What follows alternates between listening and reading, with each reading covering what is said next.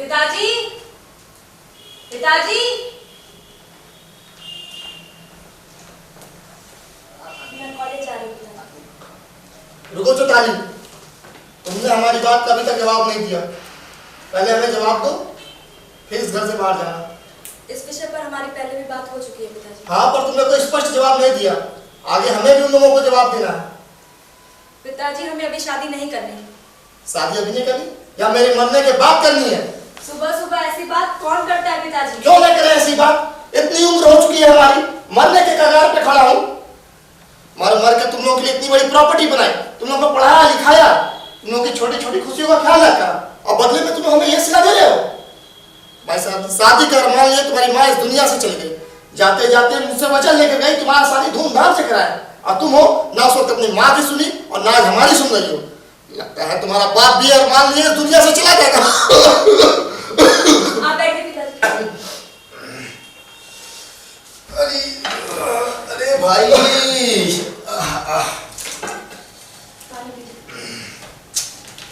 अरे किस बात पे सुबह सुबह इतनी बाप बेटी में बहस हो रही है?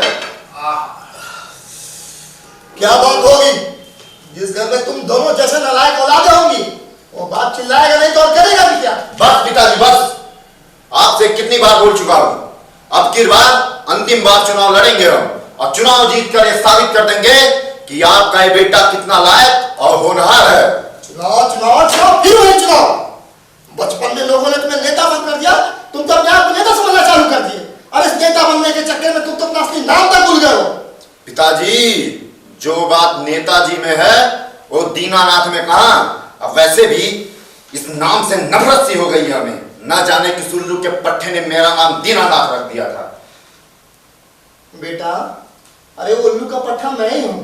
अरे कब उतरेगा ये नेता बनने का भूत तेरे सर से? कहा ना पिताजी, अब की बार अंतिम बार चुनाव लड़ेंगे हम, और चुनाव जीत कर आपको दिखाना भी है कि आपका ये बेटा कितना लायक और होनहार है। तो श्रीमान दीनानाथ जी। नेताजी कहिए पिताजी, नेताजी। अच्छी बात है। तो नेताजी, ये चुनाव आपका आखिरी चुनाव होगा ना? जी हाँ, ये हमारा आखिरी चुनाव होगा। तो ठीक है, शुरू करो अपने चुनाव की तैयारी। जितना पैसा लगे लगा दो, चाहे ये प्रॉपर्टी क्यों ना बेचनी पड़ जाए। बस एक बात का ध्यान रखिएगा नेताजी, ये चुनाव आपका आखिरी चुनाव होना चाहिए। जी हाँ, ये हमारा आखिरी चुनाव होगा, और इसके बाद आप जो कहोगे, जैसा कहोगे, मैं वैसा करने के लिए तैयार हूँ। कहिए तो स्टैम्प पेपर पे भी लिख दूं। पिताजी, मैं गवाही देने के लिए तैयार हूँ। कहीं भैया अपनी बात से मुकरना चाहे। तुम तो चुप ही रहो चैताली, तुम दोनों मेरे लिए सिर का दर्द बन चुके हो एकदम से। तो नेताजी, शुरू करिए अपने चुनाव की तैयारी। आशीर्वाद दीजिए पिताजी। अब की बार अंतिम बार। अब मैं भी चलती हूँ पिताजी। रुको चैताली, तुमने अभी तक जवाब नहीं दिया। हमें पहले जवाब दो हमें। पिताजी, हमें अभी शादी नहीं करनी। तो कब करनी है शादी? हमें सोचने का समय चाहिए। हमारे पास सोचने का समय नहीं है। आखिर क्या कमी उस लड़के में है? अच्छा खासा वेतन है, घर परिवार अच्छा है, रिश्ते में भी है, तुम उसको जानती भी हो, फिर आखिर क्या वजह है? कोई एक वजह तो बताओ हमें। बात ये है पिताजी। क्या बात है? बात ये है बोल पिताजी। के बोलो, क्या बात है? ओ पिताजी, क्या बात है? बोलो पिताजी। बोलो चैताली, बोलो। पिताजी, मैं किसी और से प्यार करती हूँ, शादी भी उसी से करना चाहती हूँ। हाँ?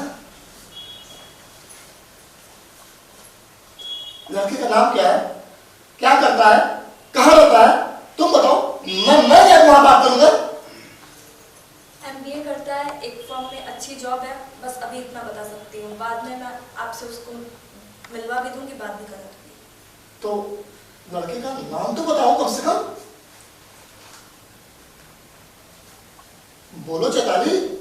पीके उसका नाम। पीके? ये कैसा नाम हो भला? पीके यानी प्रणय किशोर। पीके यानी प्रणय किशोर। उत्तम, अति उत्तम।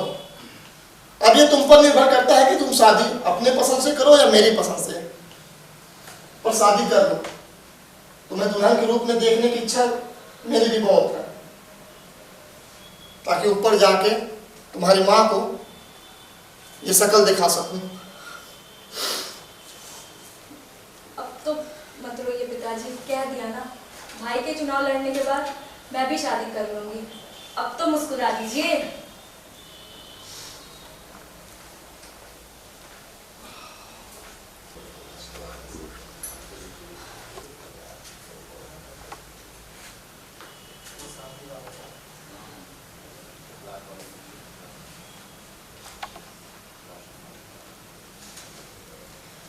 पिछली मुलाकात को अंतिम समझना, अगर मुझसे 2 दिन में मिलने नहीं आए तो।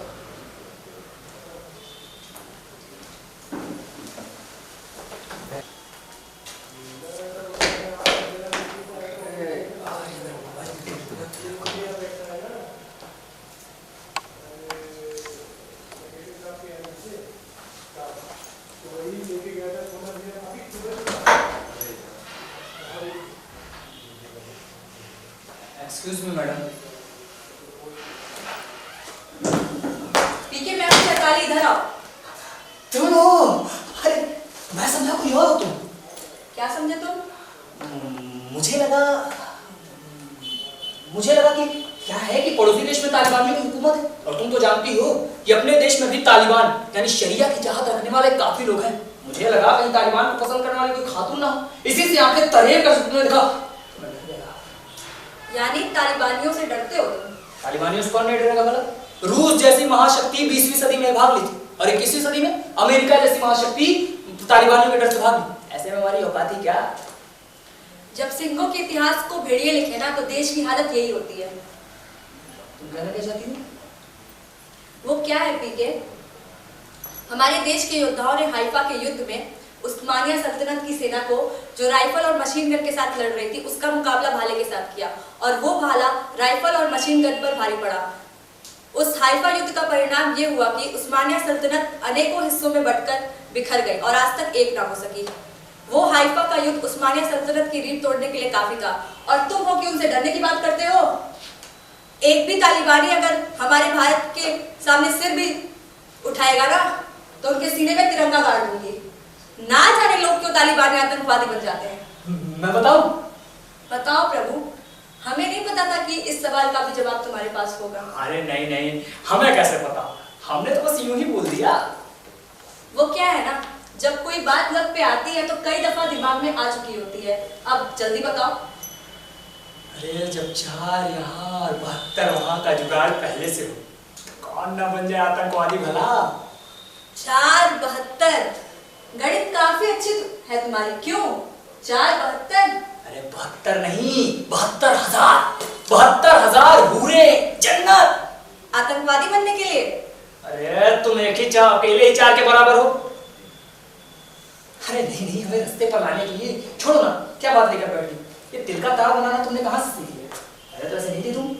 बस तुम्हारी संगत का असर है। कब से तुम्हारा फोन ट्राई कर रही हूँ, स्विच ऑफ बता रहा है। अरे तुम्हारा मैसेज पढ़ने के बाद मैं टेंशन में आ गया था, मोबाइल चार्ज में लगाया लेकिन स्विच ऑन करना भूल गया, इसलिए बैटरी डाउन हो गया। झूठ, एक जगह दिमाग रहे तब तो। तुमने मैसेज क्या किया था? तुमने तो मैसेज किया और खा पीकर आराम से टर्रा कर सो गई। हमारे बारे में कभी सोचा कि हम पर क्या बीतती है? ये टर्रा कर क्या होता है? हमसे इस तरीके से बात मत क्या करो। अरे टर्रा कर का वही मतलब होता है, जब रोम जल रहा था तो नीरज चैन की बंशी बजा रहा था। तुम कहना क्या चाहते हो? कौन रोम कौन नीरो? तुम ये कहना चाहते हो कि तुम रोम की तरह जल रहे थे और मैं नीरो की तरह चैन की बंसी बजा रही थी? एकदम सही बात। कभी कभी दिमाग सही काम करता है तुम्हारा। ऐसे ही काम लिया करो दिमाग से, वरना जंग लग जाएगा तुम्हारे दिमाग से। तुम कहना क्या चाहते हो? मुझे नहीं सुना। मैसेज क्या किया था? कि पिछली मुलाकात को अंतिम समझना करता है, समय पर नहीं आया। अरे ये मैसेज था कि AK-47 से निकली हुई गोली अंतर करना मुश्किल है। क्या बात हो गई जो इस तरह मैसेज किया तुमने? मानो कोई आफत आ गई हो। बहुत बड़ी आफत। क्या आफत आई है? क्या बताऊं? मैसेज तुमने किया था, ये तुम्हें पता होना चाहिए क्या आफत आई है। मतलब क्या परेशानी तुम्हारी? तुम हो मेरी सबसे बड़ी परेशानी। मैं तुम्हारी सबसे बड़ी परेशानी हूँ? कमाल। लो, मैं परेशानी भी हूँ और मुझे पता है। चलो आज ये तो पता चला कि मैं परेशानी भी हूँ। मजाक मत करो पीके। मजाक? भाई मजाक मैं कर रहा हूँ या तुम? मैं परेशानी हूँ ये तो तुम मैसेज करके ही बता सकती थी। पिताजी हमारी शादी कहीं और कराना चाहते हैं। कर लो शादी। रोका किसने? तुमने। हमने कब रोका है तुम्हें? जाओ जाकर शादी कर लो। शादी ही करनी होती तो मैं यहाँ पर आती ही क्यों? शादी का इनविटेशन देने के लिए। शादी में जरूर आना, पूरी मिठाई खा कर जाना। तुम कब समझोगे पीके? जब तुम समझाओगी। मैं नहीं तुम्हें समझा सकती। मैं पिछले 8 सालों से शादी को टालता रहा हूँ, यही करना चाहती हो ना? तुम्हारे पास शादी के लिए समय ही नहीं रहता। हमारी वजह से, तुम्हारी वजह से। जब भी हमने शादी के लिए कहा तुमने टाला। कभी पिताजी की तबीयत खराब हो जाती है तो कभी पिताजी के अकेले हो जाने का रोना। तब तबीयत खराब थी तो कह दिया, तुम्हारे पास भी तो टाइम नहीं रहता हमारे लिए। हाँ, तो हर बार तुम हमेशा हमें ही दोष क्यों देती हो? क्या करूं, मैं अपने दिल की बात तुमसे कह सकती हूँ, अपनी परेशानियां सिर्फ तुम्हें बता सकती हूँ। क्या करें मेरी जान, इलेक्शन का काम ही ऐसा होता है। तुम तो जानती हो कि हमारे देश में इलेक्शन हर साल होते रहते हैं। तुम तो जानती हो कि हमारे देश में चुनाव एक उत्सव की तरह होता है। समझ नहीं सकती चुनाव में क्या हाल होता है हमारा। क्या किस्मत है ना हमारी, घर भी चुनाव से परेशान, तुम भी चुनाव से परेशान, ना जाने क्या होगा हमारा। एक काम करते हैं, पहले चाय पीते हैं, फिर आराम से अपनी परेशानी बताना। खाने पीने के अलावा तुम्हें और भी कुछ सुझता है? देखो, तुम्हारा मैसेज पढ़ने के बाद से मैंने कुछ भी खाया पिया नहीं, सर में दर्द हो रहा है हमारे। तुमने पहले क्यों नहीं बताया? चलो मेडिकल स्टोर चलते हैं, पहले पेन किलर लेते हैं, चलो। अरे नहीं। मैं भी ना कितनी बड़ी पागल हूँ, अपनी परेशानी क्या, कभी तुम्हारी परेशानी सुनती ही नहीं हूँ। चलो, नहीं, ऐसी बात नहीं। सुनो, मेडिकल शॉप जाने की जरूरत नहीं है, चाय पी लूंगा तो सर दर्द ठीक हो जाएगा। पक्का ना ठीक हो जाएगा? हाँ बाबा, एकदम ठीक हो जाएगा, टेंशन मत लो तुम। अरे भाई, 2 चाय बोल देना। ठीक है साहब, लाता हूँ। हाँ, कुर्सी भी लगवा देना। हाँ ठीक है। बैठो, अरे वो चेयर आ रही है।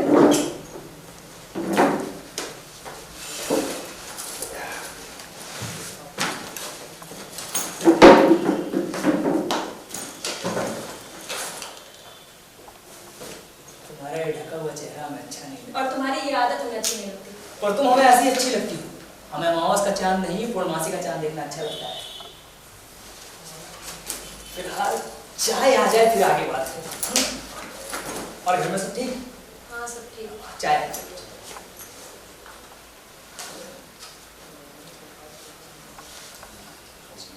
अच्छा सुनो ना, देखो कितने दिनों बाद तुम्हारे साथ चाय पी रही हूँ। तो इसी बात पर हो जाए। चीयर्स।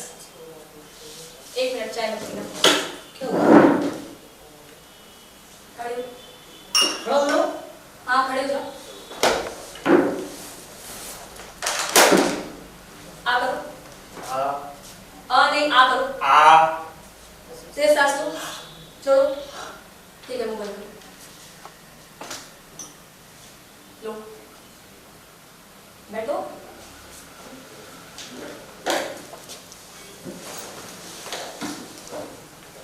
देख क्या लो, चाय पियो। क्या है?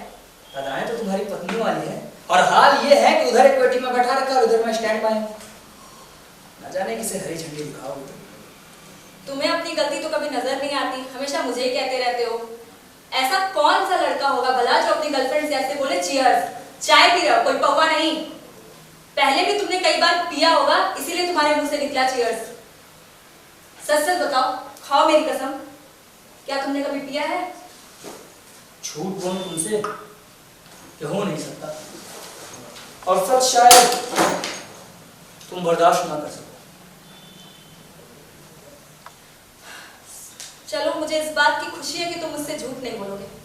सच अगर कड़वा भी होगा तो मैं बर्दाश्त कर लूंगी। तो सुनो, पीता डंके की चोट पर पीता। क्या है, तुम मेरी जिंदगी में आती नहीं और यादों से तुम कभी जाती नहीं। हमेशा यही सोचता रहता हूं कि तुम हमें मिलोगे भी या नहीं। हमें यहाँ आना ही चाहिए था। अगर नहीं आते ना तो अगली मुलाकात अपने भांजों के साथ करते। हमारे भांजे हैं पहले से ही। हाँ? कहीं तुम हमें मामा बनाने के बारे में बात तो नहीं कर रही हो? तुम मुझे कभी नहीं समझ सकते। अरे अच्छा बाबा, लोग कान पकड़ता हूँ, माफ करो। बताओ तुम्हारी क्या परेशानी है? मैं आज तक ये नहीं समझ पाई कि चुनाव तो नेता लड़ते हैं, फिर चुनाव में तुम क्या करते हो? देखो, ये तुम नहीं समझ सकती। समझाओगी तब तो समझूंगी। तो सुनो, तुम्हें ऐसा लगता है कि चुनाव नेता लड़ते हैं, असल में होता भी यही है। आज के दौर में चुनाव एक युद्ध की तरह होता है। हम चुनाव को पर्दे के पीछे से लड़वाते हैं। अब तुम्हें पता है? अच्छा ये बताओ कि युद्ध कौन लड़ता है? इसमें पूछने वाली क्या बात है? युद्ध सैनिक लड़ते हैं। कैसे? कैसे क्या? हथियारों से। ऐसा तुम सोचती हो? ऐसा होता दिखता है पर होता कुछ और है। इसमें होना क्या, दिखना क्या, यही तो होता है। नहीं, देखो, युद्ध हमेशा 2 स्तर पर लड़ा जाता है। पहला जो मैदान के अंदर होता है, और दूसरा जो मैदान के बाहर होता है। इसे कहते हैं रणनीति। और रणनीति हमेशा चुनाव लड़ने से पहले बनाई जाती है। रणनीति? हाँ, रणनीति। युद्ध में छोटी से छोटी बातों का ध्यान रखना पड़ता है। स्थान, मौसम, दुश्मन की ताकत का अनुमान, दुश्मन के बारे में खुफिया जानकारी, यानी दुश्मन के रणनीति की, दुश्मन कब, कहां, कैसे, यानी नभ, जल, थल, किधर से हमला कर सकता है, ये देखते हुए दूसरा देश अपनी रणनीति तय करता है। जिसकी रणनीति जितनी सही होगी उसके जीतने की संभावना उतनी ही ज्यादा होगी। अच्छा एक बात बताओ, हाँ। अमेरिका और नाटो दोनों ही एक महान शक्ति है और तुमने कहा कि रणनीति बहुत मायने रखती है ना? हाँ बिल्कुल। तो रूस भी तो विश्व की एक महान शक्ति है, तो उसने ऐसी कौन सी रणनीति अपनाई कि एक छोटे से देश यूक्रेन से इतने लंबे समय तक उसको युद्ध करना पड़ा? क्या तुम देख नहीं पाए? किसी युद्ध में जब अमेरिका, तुर्की, पाकिस्तान जैसे देश अपने को उनके हाथ पर छोड़ दिया, तब भारत ने कैसे युद्ध के बीच में से अपने नागरिकों को सुरक्षित निकाल कर लाया। शरिया को मानने वाले उसी युद्ध क्षेत्र में तिरंगा लेकर, भारत माता की जय के नारे लगाकर अपनी जान बचाकर भागे। रूस पर तमाम पाबंदियों के बावजूद कैसे हमारे देश ने क्रूड ऑयल का रिकॉर्ड खरीद किया। गलवान घाटी में डंडों से 40 से ज्यादा सैनिकों को कूटकर मार डाला, जिसे चीनी सरकार समझने में कई महीने लग गए। हमारे देश ने कैसे सर्जिकल स्ट्राइक कर विदाउट वॉरहेड ब्रह्मोस मिसाइल को पाकिस्तान पहुंचा दिया, जिसे चीनी राडार भी पकड़ नहीं पाया। पाकिस्तान के विमान को हमारे जाबाज पायलट अभिनंदन ने पाकिस्तान में घुस कर मार गिराया, और पकड़े जाने पर पाकिस्तान ने हमारे अभिनंदन को हार्दिक अभिनंदन के साथ भारत के हवाले किया। अब सोचो अगर युद्ध के पहले और युद्ध के बीच में रणनीति ऐसी हो, तो युद्ध के लिए रणनीति कितनी पुख्ता होगी। तुमसे बातों में नहीं जीत सकती। चुनाव में भी यही होता है। हमारी पार्टी किसी कंपनी से या कंपनी हमारी पार्टी से संपर्क करती है, फिर शुरू होता है हमारा यानी रणनीति बनाने का। यही रणनीति बनाने का काम हमारी कंपनी करती है। और अगर हार मिली तो? अच्छा, कोई खेल जो तुम्हें बहुत पसंद हो, अगर तुम्हें उसमें हार मिले तो तुम क्या करोगे? खूब जोर लगाकर फिर जीतने की कोशिश करूंगी। शाबाश, यही होता है। हारने के बाद हमें सोचना पड़ता है कि हमारी रणनीति में कहां कमी रह गई थी। खेल, चुनाव, युद्ध सब एक जैसे, इसमें रणनीति बहुत मायने रखता है, लेकिन चुनाव की बात ही कुछ और है। इतना पढ़ लिख कर ये काम? लिखे लोगों का ही काम है, लेकिन तुम्हारे घर में चुनाव का मतलब मैं तो पूछना ही भूल गया। मेरे भैया नेताजी, जो हमेशा चुनाव लड़ने के लिए तैयार रहते हैं। हाँ वही। हाँ। बचपन से लोग उन्हें नेताजी कहते आए हैं, तो उनके ऊपर भी नेता बनने का भूत सवार हो गया। हाँ, तो बस इतनी सी बात पर मेरी जान इतनी परेशान है। क्या करूं भैया? तुम्हारे भैया चुनाव लड़ना चाहते हैं, तो तुम ये कहना चाहती हो कि तुम्हारे पिताजी सारे प्रॉपर्टी बेच के उनको चुनाव लड़वाना चाहते हैं। हाँ। कौन सा चुनाव है जो लड़ना चाहते हैं? लेकिन तुम्हारे पापा ने प्रॉपर्टी बेचने की बात की है ना? हाँ, पिताजी ने कहा है कि वो प्रॉपर्टी बेचकर भी इस चुनाव को जितवाने में भैया की मदद करेंगे। तो बेचने दो, तुम्हें क्या समस्या है? भाई, बाप के प्रॉपर्टी पे बेटे का हिस्सा होता है। नहीं, ऐसा तो नहीं कि तुम्हारे मन में भी ठीक है, सुप्रीम कोर्ट भी कहता है कि बाप के प्रॉपर्टी पे बेटी का भी हिस्सा होता है। ले लो, हमें कोई एतराज नहीं है। हमें तुमसे ये तो उम्मीद नहीं थी कि तुम ऐसे बोलोगे। अरे बाबा, मैं मजाक कर रहा था। अच्छा तुम बताओ, मैं तुम्हारी क्या मदद कर सकता हूँ? तुम हमारी कुछ मदद नहीं कर सकते, बस तुम दूसरों के लिए जिंदगी भर काम करते रहोगे। और एक बात याद रखना, इस चुनाव से हमारी तुम्हारी जिंदगी का फैसला होना है। तुम पता चैताली तुम क्या कह रही हो? तुम्हें पाने के लिए मैं कुछ भी कर सकता हूँ, लेकिन ये लोकसभा का चुनाव है चैताली, पैसे बहुत लगेंगे। इसकी चिंता तुम मत करो। सुनो चैताली, पिताजी को ये कह देना कि प्रॉपर्टी गिरवी भले ही रख दें पर बेचेंगे नहीं। अब इसमें इतना सोचने वाली क्या बात है? सोचने वाली बात यह है कि जो तुमने कहा यानी चुनाव के बारे में, लोकसभा का चुनाव है चैताली, सोच लो। लेकिन इस काम में हमें तुम्हारी मदद की जरूरत होगी। हाँ बोलो, क्या करना है? भाई, सबसे पहले मुझे एक ऑफिस की जरूरत होगी। हो पाएगा तुमसे? क्या मैं कुछ चक्कर चलाऊं? इतनी सी बात, ये हो जाएगा मुझसे। आगे बोलो। आगे का काम हम पर छोड़ो, बस हम जैसा कहें वैसा करना, अपना दिमाग मत लगाना। हाँ, एक बात पूछना था, इस कंपनी का नाम क्या रखेंगे? तुम ही कुछ सोच लो। इस कंपनी का नाम चैताली एंड कंपनी रखे तो कैसा रहेगा? दिमाग खराब हो गया है तुम्हारा? मेरे ही शहर में मेरे ही नाम का डंका बजवाना चाहते हो तुम? अरे हमारा बस चले तो तुम्हारे नाम का डंका पूरी दुनिया में बजवा दो। ये शहर क्या चीज है? काम पर ध्यान दो। हमारा ध्यान तो बस तुम पर है। अच्छा सुनो, इस कंपनी का नाम रहेगा EWPL। कैसा रहेगा? EWPL मतलब? EWPL, अरे जैसे BPCL, HPCL, HAL, ऐसे ही EWPL। यानी? EWPL यानी इलेक्शन विनिंग प्राइवेट लिमिटेड। कैसा रहेगा? परफेक्ट, बिल्कुल ठीक। क्या दिमाग है तुम्हारा। बस तुम्हारे बिना अधूरा है। बस एक काम हो जाए तो बात बन जाए। हाँ बताओ। तुम घर पहुंचकर हमें एक मिस कॉल तब करना जब नेताजी का मोबाइल तुम्हारे पास हो और वो तुम्हारी बात सुन सके।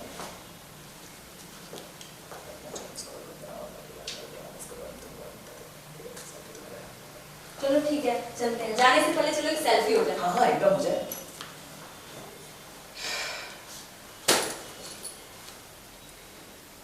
साहब तो कैसे लगी चाय?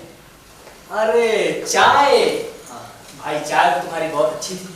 एक बात तो माननी पड़ेगी, इस शहर की चाय और इस शहर की लड़कियां भूलने लायक नहीं है।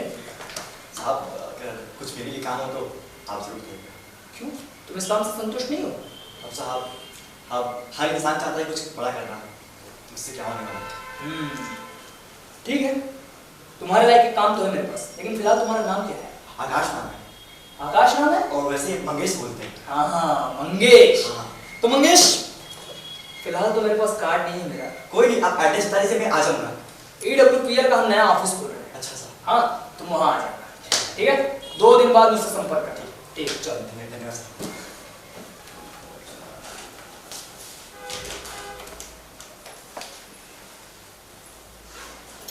तो भैया इस बार चुनाव लड़ना है? चुनाव तो लड़ना है, लेकिन तुमसे क्या मतलब है? तुम अपने काम पे ध्यान दो, ठीक है? 1 मिनट।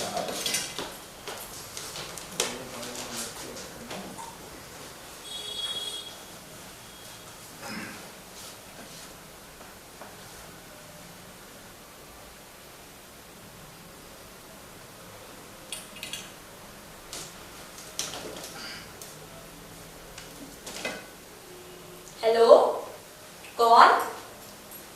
EWPL यानी इलेक्शन विनिंग प्राइवेट लिमिटेड। क्या आपको नेताजी से बात करनी है क्या? आपको पता है यहाँ नेताजी रहते हैं? नहीं, आप गलत जगह कॉल किए। यहाँ पे कोई नेताजी नहीं रहते। क्या आप चुनाव जीतने की पूरी गारंटी देते हैं क्या? आपको लगता है नेताजी जैसा योग्य कैंडिडेट कोई नहीं है? मैंने कह दिया ना यहाँ कोई नेताजी नहीं रहते हैं। रखिए फोन। क्या आप नेताजी से बात करके ही मानेंगे? आप उन्हें चुनाव जितवाना ही चाहते हैं? देखो भाई, मैंने कह दिया यहाँ कोई नेताजी नहीं रहते हैं। आप फोन रखिए, हमारा टाइम मत बर्बाद करिए। रखिए। अरे देखो ना भैया कौन है। देख रहा हूँ। हेलो, कौन? हाँ मैं नेताजी बोल रहा हूँ। हाँ जी, मुझे चुनाव। क्या आप चुनाव जीतने की गारंटी देते हैं? अच्छा, आपसे कब कहाँ कैसे मुलाकात हो सकती है? अच्छा, क्या नाम बताया आपकी कंपनी का? EWPL यानी इलेक्शन विनिंग प्राइवेट लिमिटेड। वाह भाई, आपके कंपनी के नाम के आगे पहले विनिंग यानी विजय जुड़ा हुआ है। आपसे तो मिलना पड़ेगा, लेकिन श्रीमान बताने का कष्ट करेंगे। EWPL का कोई पता ठिकाना तो जरूर होगा ना? हाँ ठीक है। अरे ठीक। क्या कहा? फोन किसी लड़की ने उठाया था? अरे जानते ही हैं नेताओं के कितने दुश्मन होते हैं। अरे कुछ दुश्मन घर में भी पाए जाते हैं। अरे भाई दुश्मनी भी बहुत जरूरी होती है। हाँ ठीक है कल। ठीक कल से आपसे मुलाकात। क्या बोल रही थी? यहाँ पे कोई नेताजी नहीं रहते हैं? एक अनजान आदमी को पता है कि यहाँ पे नेताजी रहते हैं और वो हमें चुनाव जीतने की गारंटी भी दे रहा है, और तुम हमारा नामो निशान मिटाना चाहती हो। अरे EWPL की कंपनी को हमारे जैसे उदयमान नेता को मानता है, और हमारे घर वाले हैं कि हमको नेता मानते ही नहीं है। वो कहते हैं ना कि घूरे के दिन एक दिन जरूर बदलते हैं। कल मिलना है। EWPL यानी इलेक्शन विनिंग प्राइवेट लिमिटेड। भैया तुम कहीं नहीं जाओगे। क्या था? क्यों नहीं अरे जाऊंगा? मेरे कहने का मतलब है अकेले नहीं जाओगे, मुझे भी लेके चलो। अच्छा, अभी तक तो कह रही थी कि यहाँ पे कोई नेताजी नहीं रहते हैं। हाँ? अरे मेरे कहने का मतलब ये है कि मुझे लगा कि कोई फ्रॉड कॉल होगी, इसलिए मैंने कह दिया मैं भी तो देखूं ऐसा वो कौन सा इंसान है जो मेरे भैया के सपनों को साकार करना चाहता है। अच्छा। मुझे भी इस पल को अपने आंखों में कैद करना है। अच्छा ठीक है चलना, लेकिन एक बात बताओ, तुम वहां पे चली ठीक, और अगर वो तुमको पहचान लिया, फिर मेरा तो नेता बनने का सपना तो गया ना, फिर हम क्या करेंगे? हाँ? एक काम कर सकते हैं, तो मुझे अपनी अकाउंटेंट बना के ले चलो। हाँ, ये चीज ठीक है तब कल चलते हैं। EWPL नेता बनने का समय आ चुका है।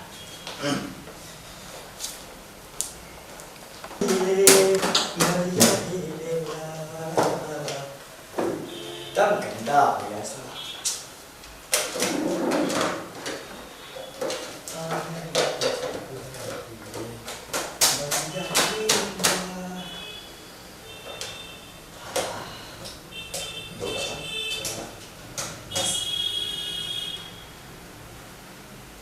हेलो, चंद्रमुखी? का? अरे चंद्रमुखी नहीं सही तो कम से कम सूरजमुखी बोल दो। का? Wrong number? अरे हम 4 दिन पहले मिलाए थे तो राइट था, अब रॉन्ग कैसे हो गया? का? काटी?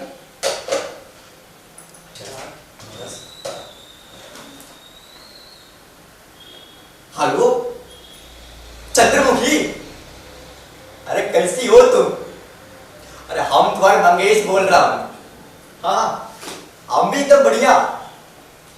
हाँ, बस EWPL में काम कर रहा हूँ। चारों तरफ एसी बंद कमरे में मजा ही कुछ और है। आज खाली हो क्या? चलते हैं। अरे नौका आ गई यार, और कहाँ? और कोई जगह है तुम्हारे गोरखपुर में? नहीं, बताओ। हाँ वही चलते हैं। सुनो, लड़की वाली सरिया पहन के आना, एक नंबर लगती है। हाँ ठीक है, हाँ ठीक है। फोन तो एकदम अच्छा काम कर रहा है। बैठिए। हाँ क्या है? पतेश?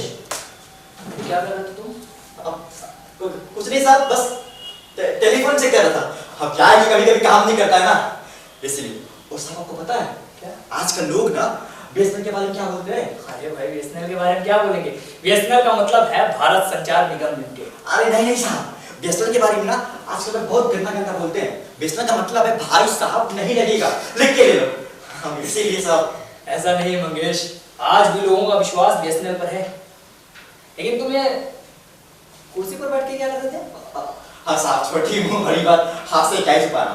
अब क्या है ना साहब, जब किसी बड़े मंत्री को या नेता को खाना दिया जाता है ना, तो सबसे पहले उसे टेस्ट किया जाता है। उसे क्यों?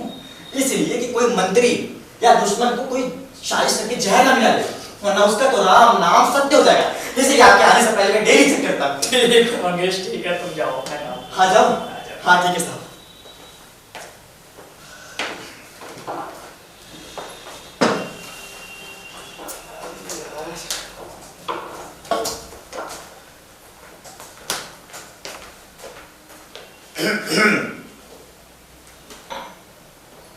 आपकी तारीफ, और आप सीधे अंदर कैसे आए? आपको किसी ने रोका नहीं? साहब मैंने रोकने की बहुत कोशिश की, पर ये जनाब है किसी का अंदर घुसा है। ठीक है मंगेश, तुम जाओ। आपको पूछकर अंदर आना चाहिए था, क्या पता नहीं है? चलिए अब पूछ लेता हूँ, क्या मैं अंदर आ सकता हूँ श्रीमान? अंदर तो आ ही चुके हैं आप, और कितना अंदर आएंगे आप? जी मैं नेताजी, कल आपसे फोन से बात हुई थी। ओ, तो आप नेताजी हैं? जी मैं हूँ नेताजी। और भाई आपकी तारीफ? जी मैं उनकी अकाउंटेंट। अरे हाथ मिलाना हो चुका हो तो छोड़ने का कष्ट करें श्रीमान। जी मैं ये अंदाजा लगा रहा था कि इन हाथों से कितनी हेरा फेरी होती है। अब तशरीफ रखिए। तो भाई आप हैं नेताजी? जी हाँ, मैं ही हूँ नेताजी और मुझे चुनाव लड़ना है। तो आपको चुनाव लड़ना है? चुनाव लड़ना ही नहीं बल्कि जीतना भी है। हाँ हाँ, पहले लड़ना फिर जीतना, ये तो तय। इसके लिए पहले आप ये बताइए कि आपको हमारे बारे में पता कैसे चला? देखिए नेताजी, क्या है कि हम सबसे पहले क्षेत्र के प्रत्याशियों का सर्वे करते हैं, फिर होनहार प्रत्याशी का चुनाव करते हैं, और मेरी नजर में सबसे अच्छे और अच्छे जनाधार वाले प्रत्याशी आप हैं, इसलिए हमने आपका चुनाव किया। भाई हमने भी बहुत सारे चुनाव लड़े पर जीता कोई नहीं। कौन कौन से चुनाव लड़े आपने? BDC, प्रधानी, जिला पंचायत, विधायकी, पर जीता कोई नहीं। सोचिए आप क्यों नहीं जीते। क्यों नहीं जीता? क्योंकि आप छोटे मोटे चुनाव जीतने के लिए नहीं बने हैं। क्या बात करते हो भाई? एकदम सही बात करते हैं हम। अंसारी जी चाहते थे कि हम उनके लिए चुनाव का कार्य करें, लेकिन हमने साफ मना कर दिया और कह दिया कि हम सिर्फ ईमानदार और होनहार प्रत्याशी के लिए कार्य करते हैं, किसी गुंडा या माफिया के लिए नहीं। भाई आपको कैसे पता चला कि हम ईमानदार प्रत्याशी हैं? क्योंकि आपके विरुद्ध कोई केस नहीं, आपकी छवि एकदम साफ है आईने की तरह, और ये सब हमारे लिए बहुत मायने रखता है। भाई हमें तो सिर्फ चुनाव जीतना है और हम आपको चुनाव जितवाने के लिए ही बैठे हैं। हमने आपका चुनाव क्यों किया ये नहीं आप पूछेंगे? क्यों किया भाई? क्योंकि लोग चुनाव जीतने के लिए क्या कुछ नहीं करते, पर आपने हारना पसंद किया, लेकिन गलत रास्ता नहीं अपनाया, इसलिए हमने आपका चुनाव किया। ये सब आपको कैसे पता चला? भाई हमने बताया ना कि हम इस क्षेत्र के प्रत्याशियों का सर्वे करते हैं, फिर होनहार प्रत्याशी का चयन करते हैं। फिलहाल हम आपको नेता बनाने के लिए बैठे हैं, लेकिन इसके पहले आपको एक इंटरव्यू देना हो। अगर आप इंटरव्यू में पास हो गए तो हम आपको 100% चुनाव जीतने की गारंटी देते हैं। लेकिन एक बात बताइए, एक इंटरव्यू हमारा लेगा कौन? आपका इंटरव्यू हम लेंगे।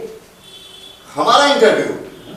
अरे मीडिया का इंटरव्यू लेना तो समझ में आता है। मैं भी मानता हूं कि हमारे देश में राजनीति एक ऐसा क्षेत्र है जिसमें किसी योग्यता की आवश्यकता नहीं होती, जिस देश में किसी संतरी के लिए भी एक योग्यता की आवश्यकता होती है, लेकिन नेता तो कोई चोर, डकैत, डाकू, उठाई गिरा भी हो सकता है। ये सब हमारे लिए बहुत मायने रखता है। हम पहले तय करते हैं कि प्रत्याशी चुनाव जीतने के बाद जनता की सेवा करेगा या खुद मेवा खाएगा। वो कैसे? इंटरव्यू लेकर। पर जीत तो पक्की है। 100% पर इंटरव्यू के बाद। हाँ, लेकिन एक बात बताइए, अगर हमने इंटरव्यू दे दिया, ठीक, हाँ। और हम इंटरव्यू में पास हो गए और चुनाव हार गया, तब? देखिए हमारा काम अच्छा प्रतिनिधि चुनने में मदद करना है और उसे जितवाना ही हमारा अधिकार है। हाँ तो ठीक है, पूछिए आपको क्या पूछना? बैठिए बैठिए। तो बताइए आपका शुभ नाम? दीनानाथ।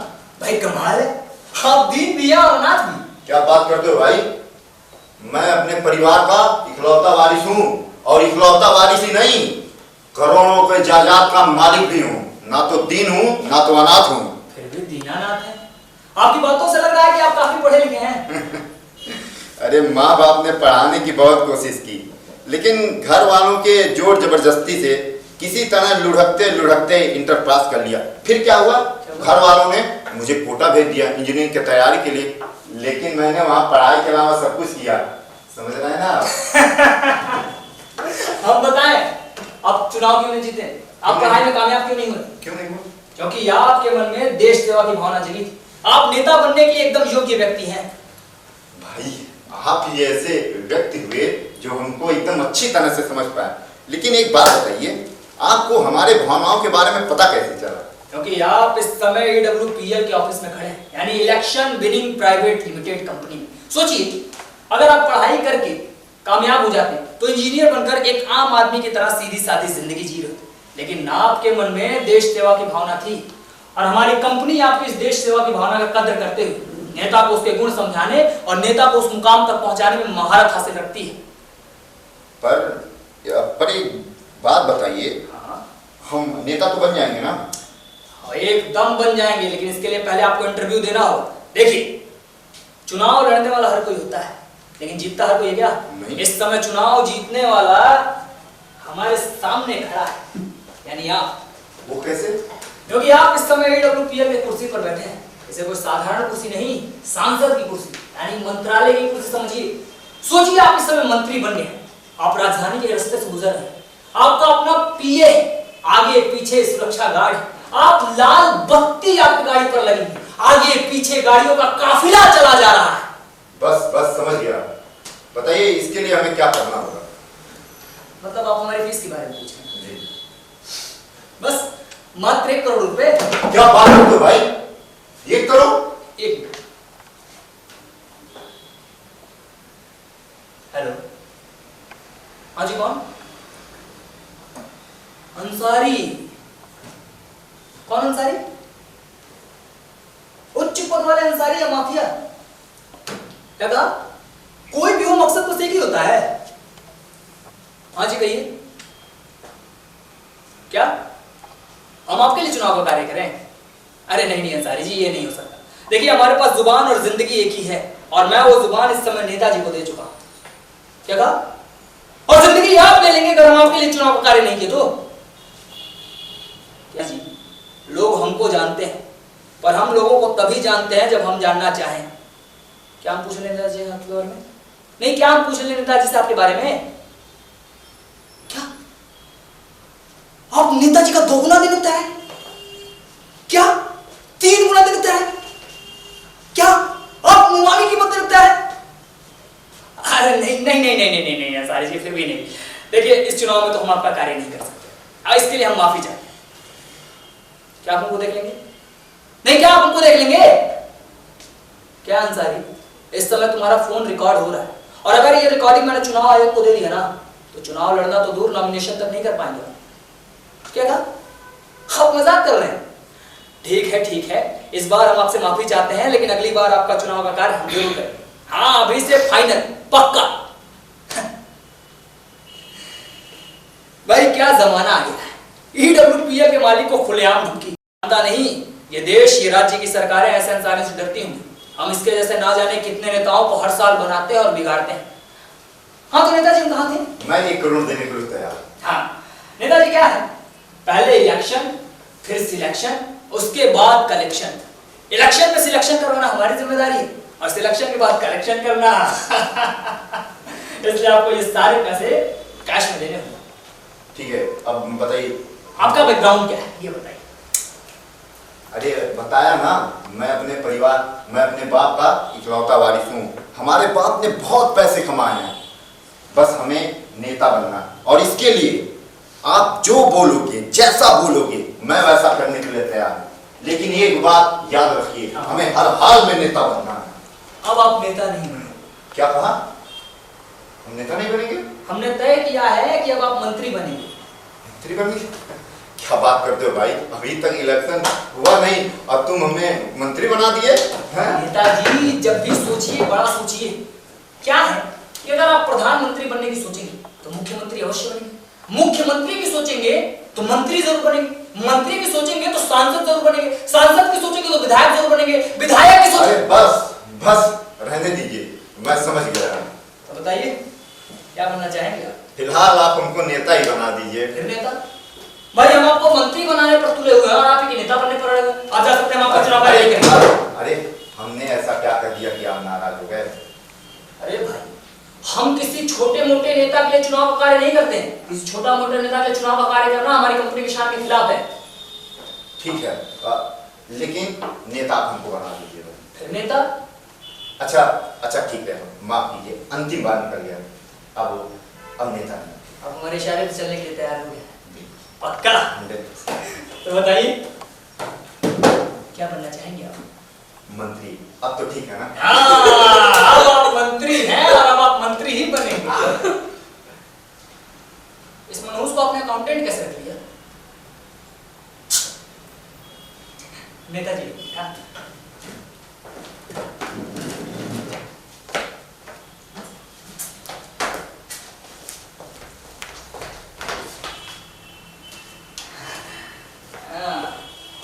हाँ नेताजी, आप बताइए हमें क्या करना? बस अब आपको एक एग्रीमेंट साइन करना होगा।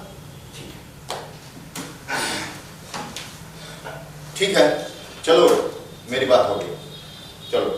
बात आपकी हुई है, मेरी नहीं। क्या मतलब? मतलब ये कि मुझे इनसे एक सवाल पूछना है। लेकिन हमने बात कर लिया ना, जब बात कर लिया तो चलो। बात आपकी हुई है नेताजी, मेरी नहीं हुई है। मेरा बस एक सवाल है। हमसे है? हाँ आपसे।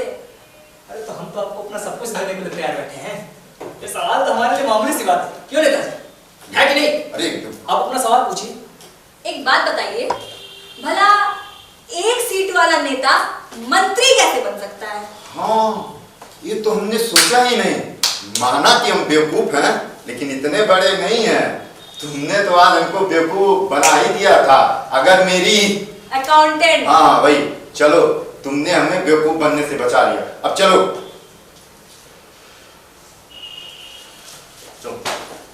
एक मिनट नेताजी, जवाब तो सुनते जाइए। और आप मिस अकाउंटेंट इधर आइए। गणित में 0 और राजनीति में 1 अंक बहुत ही महत्वपूर्ण होता है। किसी नंबर के आगे अगर 0 बढ़ाते जाए तो उस नंबर का वैल्यू बढ़ता जाता है। राजनीति में मात्र 1 अंक ही काफी होता है किसी सरकार के बनने और गिरने के लिए। यूएनओ में मात्र एक वोट ही वीटो के लिए काफी होता है। इतिहास उठाकर देख लीजिए, जब किसी एक अंक से सरकारें बनी और गिरी, आजादी के बाद से एक गांधी ने बहुमत पाए सरदार पटेल को किनारे करते हुए सरदार पटेल की जगह नेहरू को आगे चलकर एक राजवंश का आकार ले लिया, और वो राजवंश आज भी जीवित है। उस राजवंश को उखाड़ फेंकने की कोशिश का नतीजा ये हुआ कि राज्य की राजनीति के आंगन में एक नया राजवंश पुष्पित पल्लवित हो रहा है। पहले देश और अब हर राज्य से कोई रास्ता हो। और आजकल तो राजनीति में एक सीट वालों का भी बहुत पूछ है। ये बिन पेंदी के लोटे की तरह होते हैं, पहले अपने लिए फिर अपने बेटे बेटियों को नेता बनाते हैं। कहा तो सुनिए, एक अकेला चना अगर भाड़ ना फोड़ सके तो भी अगर अपने पर आ जाए तो भड़भूजे का एक आंख फोड़ने के लिए काफी होता है, और उस एक चने को आंख फोड़ने की ताकत जो दे सकता है उसी का नाम है EWPL, और मैं हूं उसका मालिक पीके उर्फ किशोर। अब आप दोनों जा सकते हैं। अरे नहीं नहीं, ऐसा मत करिए, मैं आपके इशारे पे चल देते हैं। हम ऐसे आदमी के लिए कार्य नहीं कर सकते हैं जो अपनी अकाउंटेंट के कहने पर EWPL के मालिक पर अविश्वास करे। मैं नेताजी के लिए अपनी जान दे भी सकती हूँ, जान ले सकती हूँ। तुम नेताजी का काम करे बगैर यहाँ से कहीं नहीं जाओगे, समझे? हेलो, हाँ ठीक है, मैं आ रहा, चलो आप जाइए, मैं इसे समझा के आती हूँ। ठीक है, जल्दी आ जाना। क्या बोला? मनहूस? क्या सच में मैं तुम्हें मनहूस लगती हूँ? अरे नहीं, तुम तो पड़ाका लग रही हो। ये जो बार बार हंसी की फुलझड़ी छोड़ रही थी ना, कसम से आज तक तुम्हें इस रूप में कभी देखा ही नहीं। और ये क्या हाथ पकड़ के मुझे बाहर कर रहे थे? आज तक कभी पिताजी और भाई ने भी ऐसा नहीं किया। अरे हाथ पकड़ के बाहर नहीं किया, तुम्हें बताया कि इसी तरह हाथ पकड़कर सबके सामने से तुम्हें लेकर जाऊंगा। ये बात हमेशा याद रखना चाहिए। अच्छा ठीक है, छोड़ो ये सब। ये बताओ आगे का क्या प्लान है? आगे का प्लान बस शादी, हनीमून, क्रिकेट टीम। मैं चुनाव के बारे में बात कर रही हूँ। चुनाव के बारे में? हाँ। तो वो चेता, मैंने बता दिया नेताजी चुनाव लड़ने के तैयार। इसके लिए तुम्हें हमारी कंपनी में फिर से रहना, मतलब तुम्हें हमारी कंपनी ज्वाइन करना हो। इस काम में हमें तुम्हारी मदद की जरूरत होगी, समझ रही हो? फोटोग्राफर और मार्केटिंग के लिए कल बुलाया, कल शाम 10 बजे तुम्हें भी आना होगा। घर पर क्या कहूंगी मैं? कैसे आऊंगी? समझा देना नेताजी को कि तुमने हमारे ऊपर नजर रखने के लिए कंपनी ज्वाइन किया है। नेताजी आसानी से मान जाएंगे। कोशिश करो।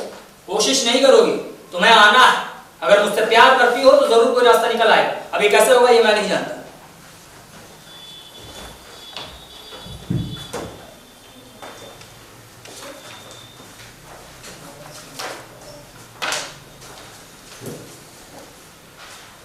साहब, हाँ बोलो। बाहर में वेट कर रहा है आपका। हाँ बाहर देखो, कोई विजय नाम का फोटोग्राफर होगा, इसे अंदर भेजना। ठीक है साहब, हाँ आ जाइए। हेलो सर, क्या मैं अंदर आ सकता हूँ? हाँ हाँ अंदर आ जाओ, आ जाओ। भाई तो आप फोटोग्राफर हैं? जी सर, मैं फोटोग्राफर हूँ। बायोडाटा में आपने लिखा है कि आप कई सालों से फोटोग्राफी कर रहे हैं। आपने बीटेक किया, बीटेक करके आप इंजीनियर बन सकते थे, आपने फोटोग्राफी करना भी शुरू किया। सर 2010 में हमने बीटेक किया था, पर नौकरी नहीं मिला। अब चाचा के साथ फोटोग्राफी करने लगा, काम अच्छा चल रहा है। नौकरी से तो अच्छा है अपना खुद का काम। विजय जी आप ये बताइए फोटोग्राफी में क्या क्या करते हैं? सर फोटोग्राफी में कुछ आपके पास कैमरा कौन सा है? सर फोटो के लिए तो लेटेस्ट कैमरा है, और वीडियो के लिए 4K HD। सर हमें चुनाव के लिए काम करना है ना। हाँ विजय जी, आप एक बात बताइए कि एक प्रत्याशी के चुनाव प्रचार के लिए हमें क्या करना चाहिए? सर हमें एक वीडियो ऐड शूट करना चाहिए जिसमें हम किसान, महिला सशक्तिकरण और शिक्षा के प्रचार प्रसार को दर्शाता है, और अकाउंट के तौर पे चौराहों और सड़कों पे लगाने के काम है। ठीक है विजय जी, आप जा सकते हैं। कल हम नेताजी को आपके साथ भेज देंगे, आप जैसा चाहें वैसा फोटो शूट करें, हम फोटो देख के फाइनल कर देंगे। कल शाम 10 बजे आप आ जाइएगा। जाइए। पेमेंट के बारे में बता देते तो। अरे विजय जी पेमेंट की चिंता मत कीजिए, अगर आपका काम हमारे मुताबिक हुआ तो हम आपको खुश कर देंगे। ठीक है, थैंक यू। भाई बाहर देखना कोई रामचरण हुआ क्या? बेस्ट ऑफ साहब। सर क्या मैं अंदर आ सकता हूँ? हाँ हाँ आ जाओ आ जाओ। तो आप रामचरण जी हैं? जी सर। आपने बायोडाटा में लिखा है कि आपने एमबीए किया है, लेकिन किस सब्जेक्ट से किया है ये आपने मेंशन नहीं किया है। मेरा मतलब मार्केटिंग या फाइनेंस? जी मार्केटिंग। बहुत। आपने अपना अनुभव इसमें नहीं शेयर किया है। सर एकदम फ्रेशर हूँ, बस इसी साल एमबीए कंप्लीट किया है, और आपका ऐड देखा तो सीधा आपके पास चला आया। और सर अनुभव का क्या है, वो तो आप जैसे महान लोग के साथ काम करके ही आ जाएगा। भाई बहुत खूब। अच्छा रामचरण जी एक बात बताइए, आपको इस क्षेत्र के प्रत्याशियों का सर्वे करना है, सर्वे का काम तो कर लेंगे ना आप? जी कर लेंगे सर्वे कैसे करेंगे आप? सर, जैसे आप बताएंगे। ये भी हमें बताना पड़ेगा। जी सर। क्या मैं ग्रेट हूँ? सर जी यू आर ग्रेट। सर्वे से हमने पढ़ाई बाई प्रोडक्ट की मार्केटिंग और सर्वे का काम किया है। हाँ सर क्या वैसे ही करना होगा? भाई सर्वे सर्वे होता है, चाहे किसी प्रोडक्ट का हो या प्रत्याशी का, लेकिन सर्वे का काम कैसे करेंगे आप? सर इसके लिए हम उन लोगों से बात कर सकते हैं, जैसे कि स्टूडेंट लोग हैं, नौकरी पेशा लोग, आम लोगों से बात करके प्रत्याशियों के बारे में फीडबैक ले सकते हैं। कौन सा प्रत्याशी कैसा है, वो किस प्रत्याशी को ज़्यादा पसंद करते हैं, प्रत्याशियों के बारे में लोगों की क्या राय है, वो किस प्रत्याशी को अपना वोट देना पसंद करेंगे। ठीक है रामचंद्र, अब आप जा सकते हैं। ठीक है, थैंक यू सर। वैसे एक खास बात पूछना चाहूँगा, अगर आप बुरा ना माने तो। हाँ हाँ पूछो पूछो, निसंकोच अगर पूछो। सर हम क्या प्रत्याशियों के पर्सनल लाइफ के बारे में भी पता लगा सकते हैं, अगर उनका कोई माइनस पॉइंट हुआ तो? क्या बात कहा तुमने भाई, तुम फ्रेशर नहीं पूरी प्रकार प्रेशर हो। मुद्दे की बात तो कही तुमने, बात चाहे जो भी करो लेकिन ध्यान इसी बात पर है। तुमने अपनी बातों से हमारा दिल खुश कर दिया, हम भी तुमको खुश कर देंगे। ठीक है, कल शाम 10 बजे ऑफिस आ जाना, पैसे की चिंता मत करना। ठीक है, ठीक है सर, थैंक यू। भाई मंगेश, हाँ साहब। बात देखना तो मिस चैताली होंगी, उन्हें भेज देना जरा।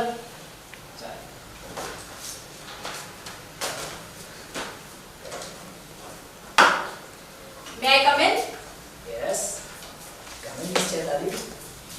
ऑफिस काफी अच्छा बना है आपने। सब आपकी मेहरबानी है मेरे सरकार। अभी आप आपकी रट लगाना बंद करो। और नॉर्मल हाँ थोड़े नॉर्मल हो कमाल करती हो तुम भी। तुम्हें देखने के बाद नॉर्मल रहना ही तो मुश्किल हो पाता है। जाओ। ये बताओ तुम्हें मेरे नाम की कैसे सूझी इस ऑफिस के लिए? देखो क्या है कि कोई भी कंपनी तब तक अधूरी रहती है जब तक उसके बॉस की कोई हसीन खूबसूरत महिला प्रिय ना हो। किसी और को लगता तो तुम ये होने नहीं देती, और अपने यार के शहर में उसके बगैर रहने की कोई आशिक सोच भी नहीं सकता। तुमने मेरे भाई को गाली कैसे दी? अरे गाली कहा दिया हमने, उस ताला तो तभी बन गया था जब तुमने हमें पसंद किया था। बस अभी टेम्परेरी है, चुनाव खत्म होते होते उस साले को परमानेंट ना कर दिया तो मेरा नाम भी पीके नहीं। फिर गाली? अच्छा छोड़ो ये सब, ये बताओ आगे का क्या प्लान है? आगे का प्लान तो मैं हमेशा तो बताता हूँ, शादी ब्याह हनीमून टिकट टीम। मजाक मत करो, चुनाव के बारे में पूछ रही हूँ। चुनाव के बारे में ख्याल ये है कि कल शार्प हमने 10 बजे अपने लोगों को बुलाया। एक बार ध्यान रहे जाता है, तुम्हें भी टाइम पे आना है। तुम्हारी लापरवाही हम बिल्कुल बर्दाश्त नहीं करेंगे, टाइम से आना है, ध्यान रहे। खुद को मेरा बॉस समझते हो क्या तुम? अरे हम तो बस नाम के बॉस हैं, असल बॉस तो आप। बस टाइम पर नहीं आइएगा तो इस साधारण कर्मचारी का मन नहीं लगेगा काम में। ठीक है, ये बताओ 10 बजे के बाद का क्या प्लान है? 10 बजे के बाद आने का प्लान कर हमने नेताजी को बुलाया है, फोटोग्राफर के साथ फोटोशूट का कार्यक्रम बनाया है, रामचरण को सर्वे के लिए भेजना है, मीडिया को भी मैनेज करना है, आईटी में हमारे कुछ दोस्त हैं उनसे मदद ले लूंगा, फिर जो है आगे का काम वो मैं संभालूंगा। चलो ठीक है, चुनाव तो होता रहेगा और मैं कहीं जा नहीं रही हूँ, अब मुझे भी लेट हो रहा है, मैं चलती हूँ। मिस्टर विजय, आज क्या करेंगे आप? सर आज हम सब नेताजी का फोटो शूट करेंगे, फोटो फुल 3x4 में हो, और बैकग्राउंड का खास ध्यान रखेंगे। वहाँ गरीबों का झोपड़ी घर ये जरूर होगा, ये सब का बहुत ध्यान रखेंगे हम लोग। हाँ नेताजी, आप फोटो वितरण करते हुए मुस्कुराते हुए जरूर रहिएगा। विजय जी, आप पूरी बात आके ऑफिस में बताइएगा, उसके बाद वापस ही घर जाएंगे। ठीक। अरे भाई इसकी क्या जरूरत है? इसकी जरूरत आपको नहीं, हमें। क्या है विजय? नेताजी आप सामान वितरण करते हुए मुस्कुराते रहिएगा। विजय जी, आप इसकी बात का पूरा विशेष ध्यान रखिएगा। नेताजी का फोटो लोगों से बात करते हुए जरूर ले लीजिएगा। सामान देते समय फोटो लेना जरूरी है? अरे नेताजी, आजकल सोशल मीडिया का जमाना है, लोग पाव किलो सामान देकर 75 लोगों के साथ फोटो खिंचवाकर सोशल मीडिया पर पोस्ट करते हैं। एक मिनट, चलिए सामान आप हमें दें। अरे मान लीजिए, हाँ दीजिए, चलिए मुस्कुराइए। अरे ऐसे नहीं, ऐसे मुस्कुराइए, ऐसा लगे जैसे आप अपनी जागीर उसके नाम कर रहे हैं। ठीक है? ठीक, अब आप लोग जा सकते हैं, जाइए। और मेरे लिए कुछ काम? हाँ रामचरण, कल क्या बात हुई थी? सर कल बताया तो था सर, प्रत्याशियों के बारे में फीडबैक लेना है, ज़्यादा से ज़्यादा लोगों से बात करनी है, ज़्यादा लोगों से कांटेक्ट करना है, प्रत्याशियों के बारे में उनकी क्या राय है, वो किसे अपना वोट देना पसंद करेंगे। आप पूरा बात कर लीजिएगा और उस बात पर खास ध्यान रखिएगा। Sir minus point. Minus point, ठीक है, अब आप जा सकते हैं। ठीक है, हाँ, जाइए। हमारे लिए क्या काम है? पहले आपके लिए हम जो हैं, कब सीरियस हो गए तुम? भाई क्या बात है, आज बहुत खूबसूरत लग रही है तुम। ये सब छोड़ो, चुनाव की बात करो। देखो आगे का प्लान जो भी है वो रामचरण के आने के बाद ही पता चलेगा। फिलहाल थोड़ी देर बैठ के बात कर लीजिए। चलो।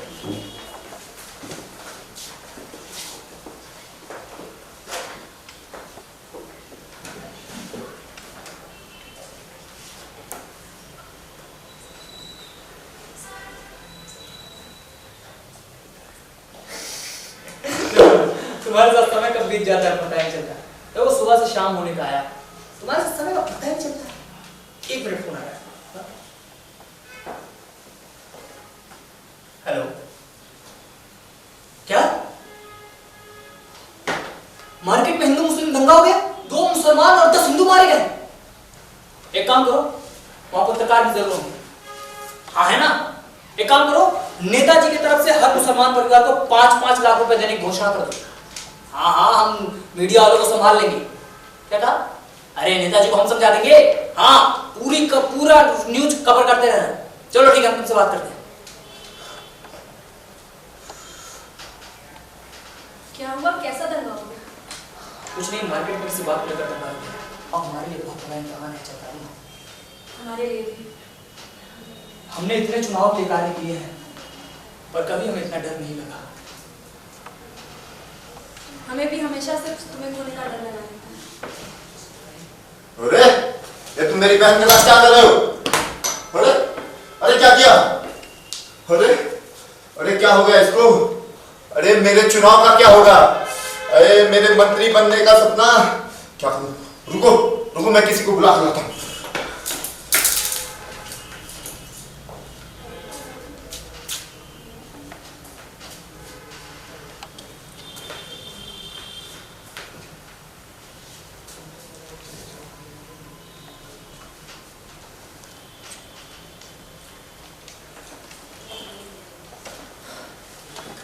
ठीक हो? मैंने तो डरा ही दिया था यार। देखो, भैया एकदम ठीक है। एक बात बताओ। तुम वो बात जो कान में कह रहे थे, तुम मुझे ऐसे भी तो बता सकते थे। वैसे भी तुम बहुत सारे तरीके जानते ही हो। बिल्कुल, तुम वो बात कान में भी तो कह सकते थे। हाँ। अगर ये बात मैं बाहर कहता और आप सुन लेते, आपको आइडिया पसंद नहीं आता, आप नाराज हो जाते तो? अरे ऐसी बात नहीं है, तुम EWPL के मालिक हो और हमें तुम पे पूरा भरोसा है। अच्छा, वो आइडिया भैया को भी बताओ जो तुम मुझे बता रहे थे। आइडिया? मैं क्या अरे बता? वही जो तुम मेरे कान में बता रहे थे। चुनाव जीतने का। नेताजी एक बात बताइए, आप फिल्म देखते हैं? अरे बहुत सारी फिल्में देखी हैं हमने। हाँ, आपकी फेवरेट फिल्म कौन सी है? मुन्ना भाई MBBS। शाबाश! इस फिल्म का कौन सा सीन आपको सबसे ज्यादा अच्छा लगा? वही सीन जिसमें हीरो कचरा साफ करने वाले को गले लगाता है। इस सीन से आपने क्या सीखा? इसमें क्या सीखने वाली बात है? यही तो बात है कि आजकल फिल्मों से लोग कुछ सीखते नहीं हैं। अरे भाई इसमें सीखने वाली क्या बात है? इसमें सीखने की बात ये है कि आपको भी लोगों को गले लगाना हो ऐसे। अरे उधर नहीं, इधर। आइए, ऐसे गले लगती है, लोगों से मिलना होगा, समझ गया? क्या अब हमें किसी को गले भी लगाना पड़ेगा? इसमें हर्जी क्या? लोग देश की खाट खड़ी करके खाट सम्मेलन करने से परहेज नहीं करते, और आप हैं कि लोगों को गले लगाने से कतरा रहे। आपको मंत्री बनना है कि नहीं? हाँ, मंत्री तो बनना है। एक काम करते हैं, मंत्री बनने की याद में मंदिर जाकर मत्था टेक के आते हैं। आप मंदिर नहीं जा सकते। कौन रोकेगा हमें? मैं। क्यों? कभी देश के प्रथम राष्ट्रपति डॉक्टर राजेंद्र बाबू, देश के प्रथम प्रधानमंत्री पंडित जवाहरलाल नेहरू ने सोमनाथ मंदिर के जीर्णोद्धार के अवसर पर सोमनाथ मंदिर जाने से रोका था। तो क्या तुम खुद को नेहरू समझ रहे हो? ना तो हम नेहरू हैं और ना ही आप राजेंद्र बाबू हैं। इस धर्मनिरपेक्ष छवि को बरकरार रखना। आप मदरसे पर जाकर चादर चढ़ा सकते हैं, रोजा में मुस्लिमों के साथ इफ्तार पार्टी कर सकते हैं, मुस्लिमों को हज में सब्सिडी मिलती रहे, ये आप कर सकते हैं, लेकिन मंदिर जाकर नेहरू के धर्मनिरपेक्ष छवि को आप खराब नहीं कर सकते। यही भारतीय राजनीति का सिद्धांत रहा है। अच्छा, तो इसीलिए तुमने 10 10 हिंदू मरे, उसका कुछ नहीं, और 2 मुसलमान के मरने पे 55 लाख रुपए देने के बाद अखबार में छपवा दिए। ये 5 लाख तुम्हारा बाप देगा? और इसके लिए तुमने मुझसे पूछा था नहीं? ये पैसा हमारा बाप नहीं, तुम्हारा बाप देगा। मंत्री हमें बनना है कि आपको? हम आपको मंत्री हर हाल में बनाकर रहेंगे, और इसके लिए वो सब करेंगे जो जरूरी है।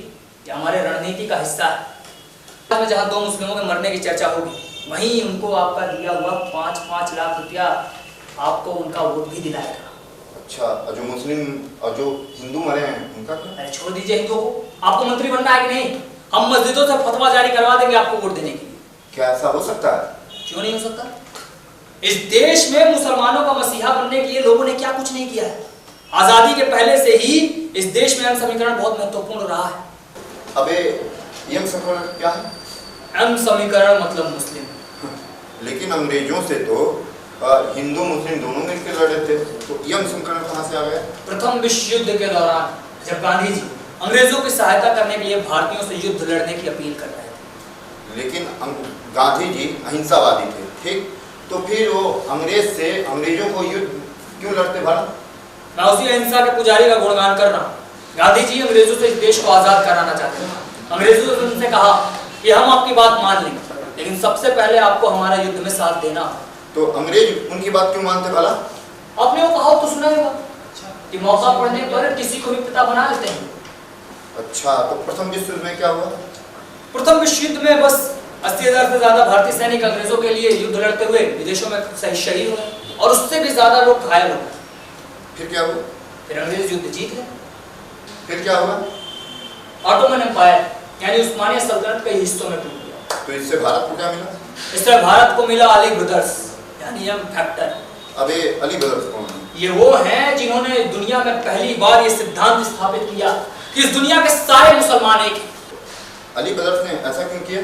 क्योंकि अंग्रेजों ने उस्मानिया सल्तनत के खलीफा को पदच्युत कर उस्मानिया सल्तनत का आपस में बंदरबांट कर दिया। अली ब्रदर्स ने इसके विरुद्ध खिलाफत आंदोलन का बिगुल फूंक दिया और गांधी जी ने उस आंदोलन का समर्थन कर दिया।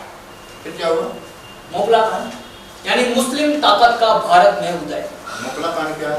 कुछ नहीं, बस कई हजार हिंदुओं का रातों रात यहाँ से पलायन, उससे भी ज्यादा हिंदुओं का कत्ल बेरहमी से, और उससे भी ज्यादा लोगों को मुसलमान बनाया। वहां से यह फैक्टर और महत्वपूर्ण हो गया। आगे चलकर इसी ताकत ने पाकिस्तान का निर्माण किया।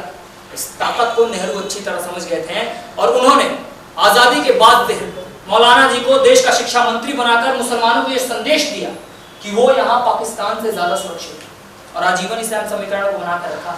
नेहरू के बाद पीढ़ी दर पीढ़ी यह समीकरण बना ही रहा। ये कैसे हो सकता है? क्योंकि आजादी के बाद से ही भारत के संविधान में सेक्युलरिज्म को जोड़कर अल्पसंख्यक को ज्यादा बढ़ावा देकर वक्फ बोर्ड यानी खौफनाक कानून, अल्पसंख्यक आयोग और मुस्लिम पर्सनल लॉ बोर्ड को अधिक अधिकार देकर। मैं समझा नहीं। इसे सच्चे कमेटी की रिपोर्ट से समझ लीजिए।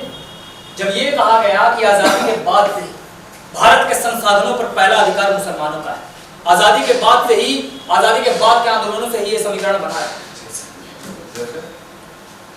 जेपी आंदोलन से उपजे नेताओं ने क्या किया? यह मुआई समीकरण बनाकर सत्ता पाए। राम मनोहर लोहिया के बाद उनके उत्तराधिकारियों ने क्या किया? समीकरण बनाकर सत्ता ही नहीं पाया, बल्कि मुसलमानों को बचाने के लिए हिंदुओं पे गोलियां तक चलवा दी। और आधुनिक गांधी के आंदोलन का परिणाम क्या हुआ? अबे आधुनिक गांधी कौन है? नन्ना हजारे। अच्छा, आंदोलन से निकले। इस आंदोलन से निकला सबका बाप। वो तो आंदोलन से पहले ही समझ चुका था कि राजनीति में मुस्लिम ही सब कुछ है। वो तो वक्फ बोर्ड को अपना तन मन धन सब कुछ देने को तैयार है। तो ये भी समझ लीजिए कि इस मुसलमान जहां भी, अगर वो देश इस्लामिक देश नहीं है तो इस्लामिक देश बनने की राह पर है। ऐसा लग रहा है कि राजनीति के कुरुक्षेत्र में आप कृष्ण, मैं अर्जुन हूँ। आपने जो हमको ज्ञान दिया उससे मेरी सफलता निश्चित है। आपके चरण कहाँ हैं प्रभु? लेकिन एक बात बताइए, नेहरू और गांधी जी ने देश को आगे बढ़ाने का काम किया।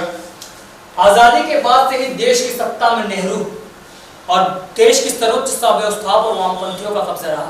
वामपंथी हमें सल्तनत और मुगल काल को महान बताते थे, बाबर से लेकर औरंगजेब को याद कराते थे। वामपंथी मुस्लिम और ईसाई नामक 2 घोड़ों पर एक साथ सवारी करते हुए देश की आत्मा को आजादी के बाद से ही बेरहमी से कुचलते हुए आगे बढ़ गए। कोई रोकने वाला नहीं है। कौन रोकेगा? वामपंथी तो मुसलमान के सहारे बंगाल को कंगाल पहले ही बना चुके हैं। आपने कहा हो तो सुना हो कि किसी अफ्रीकन ने कहा है कि जब अंग्रेज यहाँ आए थे तो उनके हाथ में बाइबल था और हमारे पास हमारी जमीन।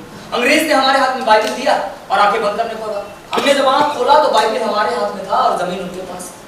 तो क्या ईसाई मुस्लिम मिलकर वामपंथियों का साथ दिए?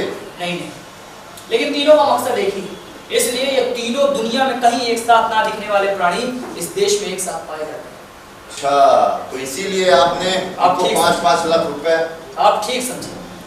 जात पात में बटा हिंदू कभी एक होकर वोट नहीं करता, लेकिन मुस्लिम एकजुट होकर अपना वोट उधर ही करता है जिधर करने का फतवा जारी होता है।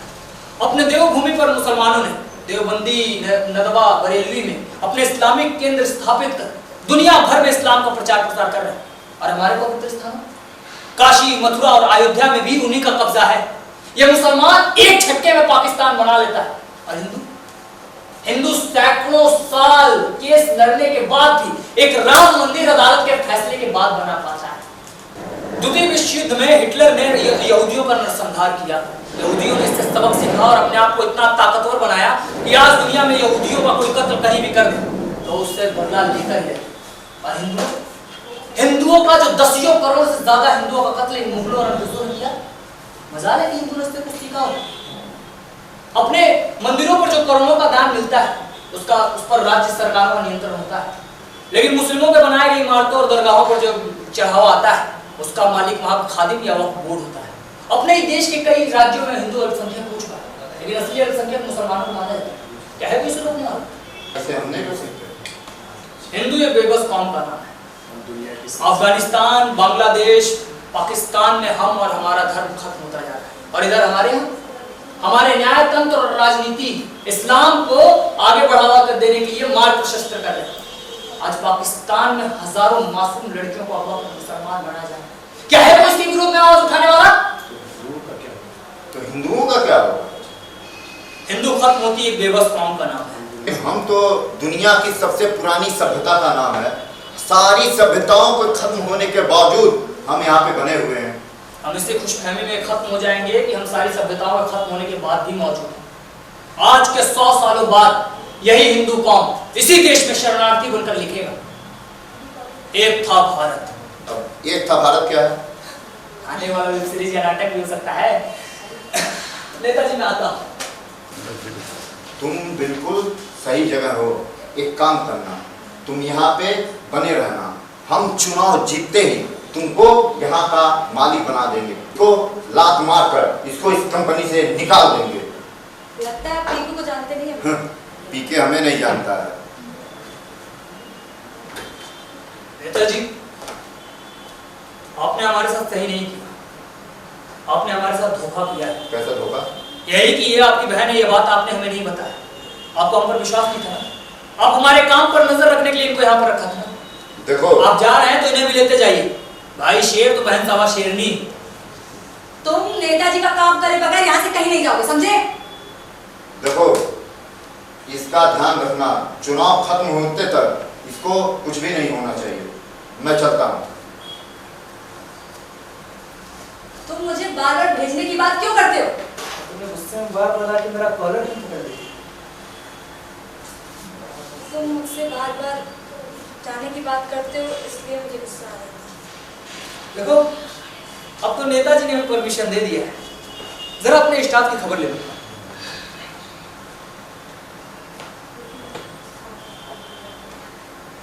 हेलो, हाँ मुझे अब तक जो फोटो वीडियो शूट किया है वो हमें सारे मेल कर देना। हाँ, कल सीधे लोकेशन पर पहुंचा। ठीक।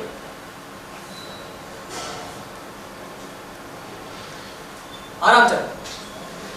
क्या हुआ? कितने लोग इस बात? हाँ, पूरी बात डिटेल में बताओ। अच्छा, तो ये बात है। हाँ, पूरा डिटेल में बात पता करो। और एक बात ध्यान रखो, बात करते वक्त फोन में रिकॉर्डिंग जरूर ऑन कर लेना। हाँ, कल सीधे सी काम पे लग जाओ। ठीक, हम फोन रखते हैं। अरे नहीं, पैसे की चिंता मत करो, हम पैसे सबको मोबाइल से ट्रांसफर करते हैं। ठीक है, चल। तो कुछ चीजें ऐसी होती हैं जो प्रोफेशनली सीक्रेट होती हैं, उसे समय आने पर ही सार्वजनिक करना चाहिए। समय अगर पहले बता दिया जाए तो बात महत्वहीन हो जाती है। और जो तुम वो डिबेट की बात कर रहे थे उसका क्या हुआ? हाँ, डिबेट आयोजन कराने के बारे में सोच रहा था। मैं क्या सोच रहा हूँ कि सारे प्रत्याशियों को एक मंच पर डिबेट करवा देता हूँ। इससे जनता प्रत्याशियों के विचारों से भी अवगत हो जाए। देखिए, आप इस बात में बोलने बिल्कुल आया नहीं हूँ। बोल पाऊंगा। मुझे यहाँ किसने बुलाया है? बिल्कुल नहीं बोल मुझे यहाँ बोलने आया हूँ।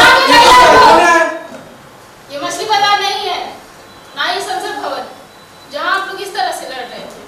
चुनाव के पहले ये हाल है तो संसद में जाकर क्या करेंगे आप लोग? नेताजी, अंसारी जी, आप लोगों को भी बोलने का पूरा मौका मिल रहा है ना? कृपया आप लोग मंच की गरिमा बनाए रखें। तो अब आते हैं दूसरे मुद्दे पर। कहते हैं कि इस सरकार में गरीबी ज्यादा बढ़ रही है। इस मुद्दे पर हम पहले नेताजी की राय जानना चाहेंगे। हाँ, यह सच है। इस सरकार में गरीबी बहुत ज्यादा बढ़ी है। गरीब और ज्यादा गरीब हुआ है, अमीर और ज्यादा अमीर हुआ है। इस सरकार ने गरीबों के लिए कुछ नहीं किया। जनता अगर हमें चुनती है तो हम अपने क्षेत्र की गरीबी को हर हाल में दूर कर देंगे। अब इसी मुद्दे पर हम अंसारी जी से उनकी राय जानना चाहेंगे। अरे ऐसी वाहियात सरकार मैंने अपने जीवन में नहीं देखी। ये सरकार केवल अंबानी और अडानी जैसे उद्योगपतियों के लिए काम कर रही है। गरीबों का कोई सुनने वाला नहीं है। गरीबी कैसे खत्म की जाती है ये मैं चुनाव जीत के दिखा दूंगा। अब इस विषय पर हम भूमिका जी से उनकी राय जानना चाहेंगे। काश वर्तमान सरकार के जैसी सरकार आजादी के बाद हम लोगों को मिली होती तो देश का सूरत हाल कुछ और ही होता। किसी सरकार ने गरीबी हटाओ का नारा दिया है। गरीबी तो हटी नहीं, हाँ गरीब कहाँ से हट गया इसका पता आप जरूर लगा सकते हैं। बाद की पीढ़ी सत्ता में आई तो इसने ये जरूर देश को बताया कि हम केंद्र से 100 रुपए भेजते हैं तो आम जनता तक केवल 10 रुपए ही पहुंच पाता है। उनमें से वह 90 रुपए कहाँ जाता है इसका पता आज तक नहीं चल पाया। इसके बाद की पीढ़ी सत्ता में आई तो उसने ये जरूर देश को बताया कि यह 10 रुपए भी आम जनता तक पहुंचने में संदेह है। अब आज की सरकार को देखिए, उसने सबसे पहले जन धन योजना के अंतर्गत उन सभी गरीबों का बैंक अकाउंट खुलवाया जिनकी पहुंच बैंकों तक नहीं थी, वो भी महिलाओं के नाम से, जिनके पास 2 वक्त की रोटी बनाने के लिए लकड़ी भी मुश्किल से मिल पाती थी। उन्हें उज्ज्वला योजना के तहत गैस सिलेंडर व चूल्हा भी दिया। और तो और प्रधानमंत्री आवास योजना का 2,50,000 सीधे बैंक अकाउंट में दिया। और सबसे बड़ी बात, हमें शौचालय भी दिया। हम गरीबों पर इस सरकार ने क्या उपकार किया है ये केवल हम महिलाएं ही जा सकते हैं। वंशवाद की राजनीति करने वाले यह बात नहीं समझ पाएंगे। पर उसमें जो लूट हुई उसका क्या? अंसारी जी, आप हर बार बीच में डिस्टर्ब करते रहते हैं, कृपया शांत रहें। हाँ ये सच है कि इसमें कई अपात्र लोगों ने इसका लाभ उठाया है, पर कई सुपात्र लोग इसे वंचित भी हैं। पर क्या इसमें हम दोषी नहीं है? अब बंगाल की सरकार को देखिए, उसने प्रधानमंत्री आवास योजना का 30% कट मनी पार्टी फंड के रूप में ले लिया। क्या ये केंद्र सरकार का दोष है?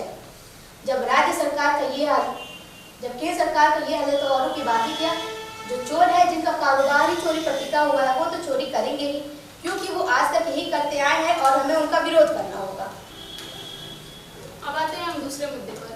कहते हैं कि जब भी चुनाव आता है, नेता लोग अपनी राजनीति के लिए हिंदू मुस्लिम का मुद्दा उठाते रहते हैं। और कहते हैं कि कई राज्यों और केंद्रों में भी सरकार उसी पार्टी की बनती है जिसे मुसलमान वोट देता है, और ऐसा करने के लिए मस्जिदों से फतवे भी जारी किए जाते हैं। अब इस बात में कितनी सच्चाई है, इस पर हम पहले नेताजी की राय जानना चाहेंगे। यह बात बिल्कुल सच है। देश में जब भी चुनाव होता है हिंदू मुस्लिम का मुद्दा उठता रहता है। हम यह नहीं मानते कि मुसलमान जिसे वोट देता है चुनाव वही जीतता है। हिंदू मुस्लिम की बात करना सरासर बेईमानी है। गंगा में अब बहुत पानी बह चुका है। हम हिंदू मुस्लिम को साथ चढ़ के आगे बढ़कर देश को नई दिशा देनी चाहिए। अब इस विषय पर हम अंसारी जी से उनकी राय लेते हैं। यह सच है कि हर चुनाव में हिंदू मुस्लिम का मुद्दा उठता रहा है। मुसलमानों पर अत्याचार बढ़ा है। इस सरकार के आने के बाद देश में सांप्रदायिकता बढ़ी है, मुसलमानों पर अत्याचार बढ़ा है। अब हमें हिंदू मुस्लिम की बातों को भूलकर देश हित की बात करनी चाहिए। इसी में देश की भलाई है। तो भूमिका जी, इस भूल जाने वाले विषय पर आप मेमोरी ऑफ द नेशन। इतिहास किसी भी राष्ट्र की स्मृति होती है। यदि किसी व्यक्ति या राष्ट्र की स्मृति को भूल दिया या राष्ट्र की स्मृति को भुला दिया जाए तो उस व्यक्ति या राष्ट्र का होना या ना होना एक बराबर होगा। भूमिका जी, इसे आप और स्पष्ट करना चाहेंगी? जी हाँ, हिंदू मुस्लिम का मुद्दा एक मुद्दा नहीं बल्कि जीती जाती सच्चाई है। क्या क्या भूलेंगे हम? क्या हमें देश के बंटवारे को भूल जाना चाहिए, जब जिन्ना के ये कहने पर कि हिंदू और मुस्लिम दो अलग अलग कौम हैं, यह एक साथ नहीं रह सकते। इसी को सच मानते हुए एक अलग मुस्लिम राष्ट्र पाकिस्तान बना डाला। नतीजा क्या निकला? पाकिस्तान भी बना और मुसलमान यहाँ बना भी रहा। क्या क्या भूला जा सकता है? आप कहते भूल जाना चाहिए हिंदू मुस्लिम की बातों को। क्या हमें देश के बंटवारे के लिए सुहरावर्दी द्वारा किए गए कृत्य को भूल जाना चाहिए, जब उसने डायरेक्ट एक्शन के समय बंगाल पुलिस को छुट्टी पर भेजकर बंगाल में हिंदुओं का नरसंहार करवाया था। और बंटवारे के 40 साल बाद यानी 1986 में शाबानो केस को याद कीजिए, जब एक मुस्लिम महिला को भरण पोषण के लिए सर्वोच्च न्यायालय के फैसले के विरुद्ध तत्कालीन सरकार जो भारी बहुमत से जीत कर आई थी, उनके सामने घुटने टेकते हुए सर्वोच्च न्यायालय के फैसले को एक बिल के जरिए पलट दिया। अब आइए इसके बाद 1990 के दशक को याद कीजिए, जब रातों रात घाटी से लाखों कश्मीरी हिंदुओं का पलायन हुआ। क्या क्या अत्याचार नहीं किया घाटी के मुसलमानों ने? अपना घर, अपनी जमीन छोड़कर आज भी वो कश्मीरी हिंदू अपने ही देश में शरणार्थी बनकर नारकी जीवन जीने के लिए विवश है। और उन भारतीय बुद्धिजीवों का चुन चुन कर कत्ल किया गया। हमारा सर्वोच्च न्यायालय भी देखता ही रहा। जब नौजवानों को रोजगार नहीं मिलेगा वो हथियार उठाएंगे। अंसारी जी शांत रहिए आप। और जो कश्मीरी हिंदू नौजवान अपने ही देश में किन बुरे हालातों में जी रहे हैं, उन्होंने तो कभी हथियार नहीं उठाया। आप कहते हैं भूल जाना चाहिए हिंदू मुस्लिम की बातों को। क्या ये भूलने लायक बात है? एक जख्म भरा नहीं कि दूसरा जख्म हमेशा दिया है इन्होंने हमें इस भागने की आदत को भूलना होगा, इतिहास को नहीं। इस महान देश की महान परंपरा रही है, यहाँ हर किसी को शरण मिलता आ रहा है। आखिर रोहिंग्या भी तो शरणार्थी है, उनका यहाँ रहने में क्या अर्ज है? अंसारी जी अब बीच में बोलने से बात नहीं आएंगे क्या? रोहिंग्याओं के समर्थन में मुसलमानों ने क्या नारा लगाया था? आर्य तुम वापस जाओ, रोहिंग्या हमारे भाई। एक कैसा उत्पात मचाया था मुसलमानों ने रोहिंग्या के लिए, यह देश हमेशा याद रखेगा। इसी से संबंधित एक सवाल मैं आप लोगों से करना चाहूंगी कि इस समस्या को कैसे हल किया जा सकता है। इस सवाल का जवाब मैं नेताजी से जानना चाहूंगी। देखिए, हमारे समाज में बहुत सारे भटके हुए लोग, ठीक, तो शिक्षा का प्रसार करके ही उसको दूर किया जा सकता है। अब इस सवाल का जवाब हम अंसारी जी से जानना चाहेंगे। यह सच है कि कुछ लोगों के गलत करने की वजह से पूरे कौम को बुरा नहीं कहा जा सकता। एक इंसान का कत्ल पूरी इंसानियत का कत्ल है। मुसलमान भी बदलेगा, पर पहले माहौल को बदलना होगा। भूमिका जी अब हम आपकी प्रतिक्रिया जानना चाहेंगे। केरल भारत का वो राज्य है जहाँ शिक्षा का स्तर देश के बाकी राज्यों से अधिक है, और ISIS में शामिल होने वाले सबसे ज्यादा केरल से हैं। ISIS से हमारा क्या लेने देना? हम उनकी निंदा करते हैं, आप हमारी तुलना उनसे नहीं कर सकती हैं। बीच में मत बोलिए आप। जब अमेरिका और पश्चिमी देशों जैसे शैतान अरब जैसे देशों पर हमला करेगा तो ये होगा ही। हर क्रिया की प्रतिक्रिया तो होती ही है। अंसारी जी बीच में मत बोलिए आप, शांत रहिए प्लीज। अमेरिका ने तो जापानियों पर परमाणु बम भी गिराया था, तो आपके कहने अनुसार जापानियों को सबसे बड़ा आतंकवादी देश होना चाहिए। अगर यही पश्चिमी देश अरब देश में तेल की खोज ना किए होते तो आज भी रेगिस्तान में ऊंट पर बैठकर खजूर तोड़ते नजर। अदब से बात करें या मोहतरमा? बीच में एकदम नहीं बोलेंगे अंसारी जी, शांत रहिए। आप लोगों के इस बहस से एक निष्कर्ष ये निकलता है कि नेताजी और अंसारी जी वर्तमान सरकार की नीतियों से असंतुष्ट हैं, जबकि भूमिका जी सरकार की कार्यों से सहमत नजर आती हैं, है ना भूमिका जी? पर एक बात समझ नहीं आती, आप निर्दल चुनाव भी लड़ रही हैं और सरकार के कार्यों से सहमत भी हैं। इस पर कुछ कहना चाहेंगी आप? हमने उस काम की प्रशंसा की है जो वाकई प्रशंसनीय है। हमारे देश का राज्य का केवल मुखिया ही बदला है। MP MLA आज भी अधिकतर वही है जैसे आज़ादी के बाद से चले आ रहे हैं। यह बदलाव नीचे तक हो, इसका प्रयास हम कर रहे हैं, और यह केवल शिक्षा के द्वारा ही संभव है। एक सवाल मैं आप लोगों से और करना चाहूँगी कि वोट का क्या महत्व होता है? इस पर आप लोग अपने विचारों से हमारे दर्शकों को अवगत कराएं। पहले नेताजी आप। देखिए, वोट लोकतंत्र को बनाए रखने के लिए एक मजबूत जरिया होता है। जब आप लोग वोट करेंगे तभी हम जैसे नेता कुछ कर पाएंगे।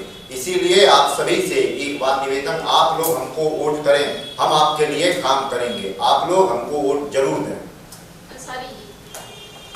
वोट डालना तो हर आदमी का अपना अधिकार है। आपका एक एक वोट हमारे लिए महत्वपूर्ण है। हमें आपसे गुजारिश करता हूँ कि आप हमें ही वोट करें। भूमिका जी, आप कुछ कहना चाहेंगे? की ताकत है जिसने देश के राजनीतिक परिदृश्य को बदल कर रख दिया है। हम ये नहीं कहेंगे कि आप अपना वोट हमें दीजिए, पर आप अपना अमूल्य मत सोच समझ कर दीजिए, जो आपके क्षेत्र का सही तरह से प्रतिनिधित्व कर सके। अंतिम सवाल सभी प्रत्याशियों से, क्या आप कोई ऐसा सुझाव या सूत्र बताना चाहेंगे जिससे हमारा समाज, हमारा राष्ट्र आगे बढ़ सके? जब आप हमें वोट देंगे तभी हम आपके लिए कुछ काम कर पाएंगे, इसीलिए आप अपना वोट हमें दें, हम वो काम करके दिखाएंगे, कहकर नहीं। अंसारी जी, आप कुछ कहना चाहेंगे? हमसे अच्छा काम इस क्षेत्र के लिए कोई नहीं कर सकता, और ये हम चुनाव जीतने के बाद दिखा देंगे। भूमिका जी, आप अपनी राय दीजिए। किसी भी काल में किसी भी समाज या राष्ट्र के उत्थान का सिर्फ एक ही सूत्र है, समय दान, श्रम दान और जहाँ तक संभव हो सके अर्थदान। इस देश के लिए ना जाने कितने सपूतों ने अपने प्राणों की आहुति दी, अपना सब कुछ न्यौछावर कर दिया, तब जाकर के कहीं हमें ये देश मिला है। अपनी उस विरासत को बचाए रखने के लिए यदि हम थोड़ा भी कर सके तो यह सच्ची श्रद्धांजलि होगी उन वीरों को जिन्होंने हमारे देश और देश के लिए इतना कुछ कर दिया। इसी के साथ हमारा ये डिबेट समाप्त होता है।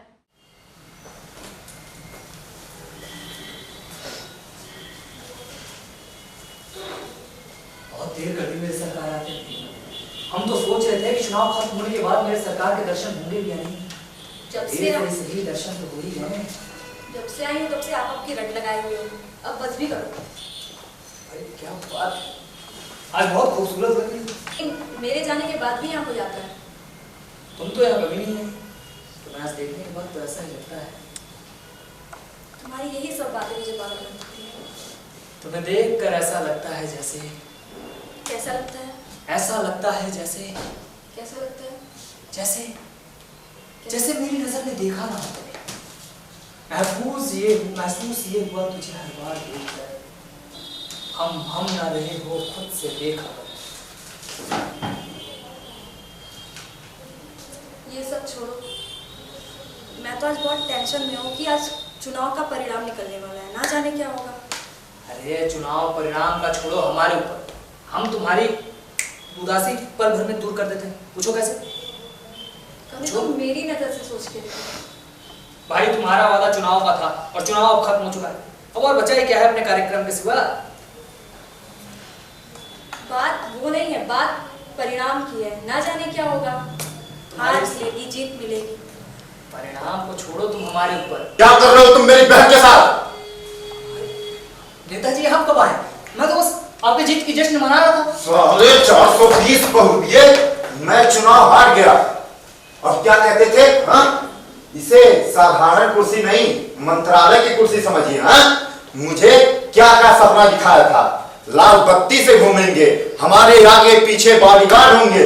अरे बॉडीगार्ड को छोड़ो, यहाँ तक हमारी जमानत तक जब्त हो गई है। साले चल मेरा पैसा निकाल। नेताजी कौन छोड़ी पड़े आप?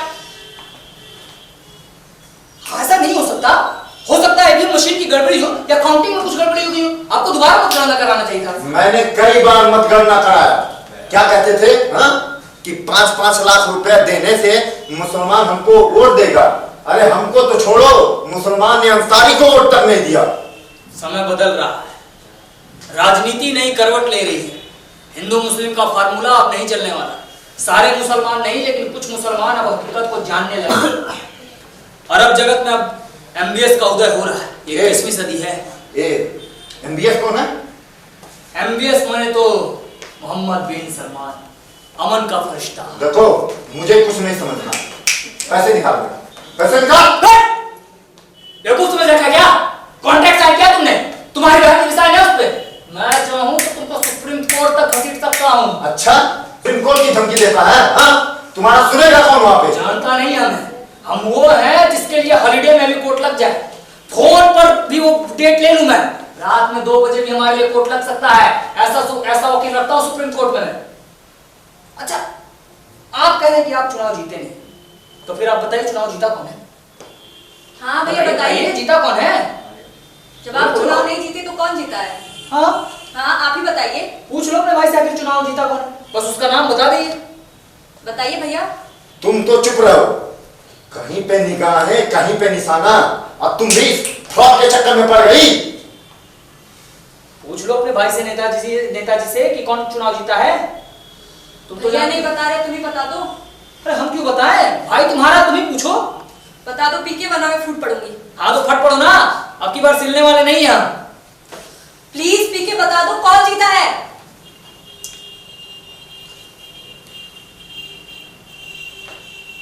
रामचरण। जी सर।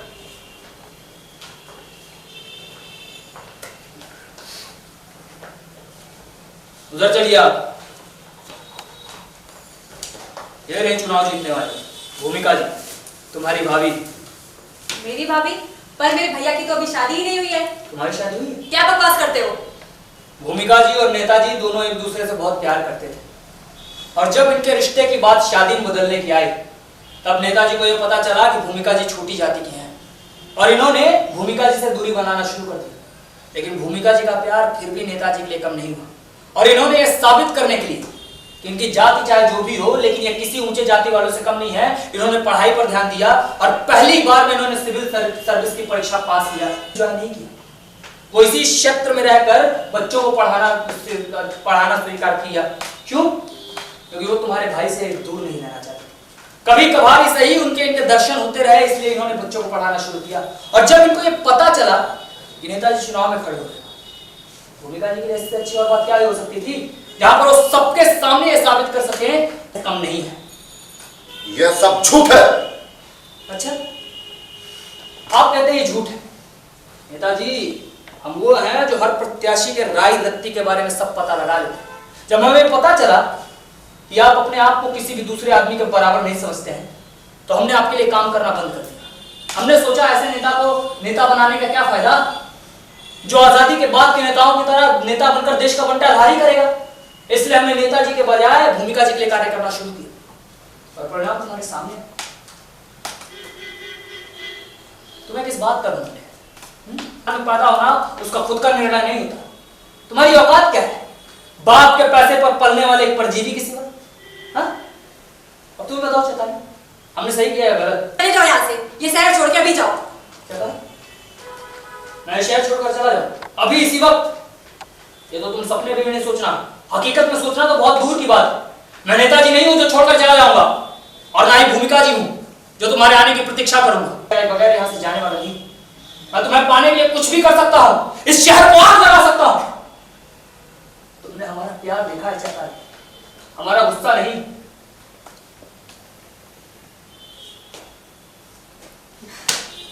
अरे काहे को नाटक करते हो भाई? अरे नेताजी, अब तो आप जान ही गए होंगे कि हमारा निशाना कभी गलत नहीं लगता है। बस आप हमारे एक सवाल का जवाब दे दीजिए, फिर आप जो कहेंगे हम वो करने के लिए तैयार हैं। एक सवाल ना, उसके बाद हम जो चाहेंगे वही। हाँ वही होगा, लेकिन आपको जवाब सही सही देना होगा। ठीक है, पूछिए पूछिए, जल्दी पूछिए। हाँ तो आप ये बताइए, हार कर जीतने का जो मादा रखता है उसे क्या कहते हैं? बाजीगर कहते हैं। गलत जवाब। अरे हार के जीतने वाले को भाई बाजीगर ही कहते हैं। हार कर जीतने वाले को बाजीगर नहीं कहते, हार कर जीतने वाले को कुशल राजनीतिज्ञ कहते हैं। इधर आइए। सांसद महोदया सांसदी के साथ आपके दिल के दरवाजे पर दस्तक दे रही, और आप हैं कि अपने हार की मातम बनाने में मशगूल हैं। अरे मतलब ये सांसद महोदया भी आपके पास और सांसदी भी आपके पास है ना, आप एक कुशल राजनीतिज्ञ। तुम राजनीति में नहीं हो तो इतने खतरनाक हो, जिस दिन राजनीति में आ जाओगे खतरा ही बन जाओगे लोगों के लिए। भाई वो मंगेश और विजय जी अभी नहीं आए? सर बोल दिया है, आते ही होंगे। आते होंगे? कहाँ रह गए भाई? अरे सर आ गए। अरे सर सामान लेने में थोड़ा लेट हो गया।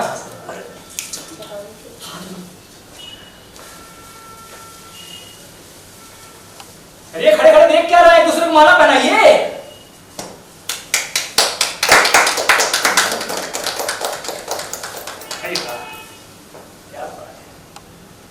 सर इन लोगों का तो कल्याण हो गया, अब आपका भी कुछ हो जाए तो। अरे हाँ आजा मेरे यार। नेताजी, अरे कहाँ गई भाई? नेताजी कहाँ गई? अभी से जगह मिल रहा है नेताजी। अरे ये पकड़ो जल्दी, कोई पूछोगी नहीं क्या है? क्या है? अरे देखकर समझ नहीं सकती, छोटी बच्ची हो क्या? इससे पहनाओ जल्दी। छोड़ो, हम ही पहना देते हैं। हमेशा अब ये सेल्फी लेती थी नेताजी, अब की बार हम सेल्फी लेंगे।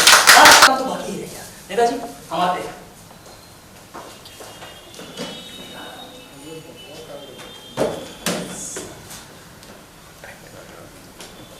ये क्या है? ये है हमारी पहली कमाई। 1 करोड़ में 10 लाख रुपए कम है। ये पैसे पिताजी के हैं और मैं बस उन्हें ही दूंगी। मैं पिताजी को बुलाने जा रही हूँ। पिताजी!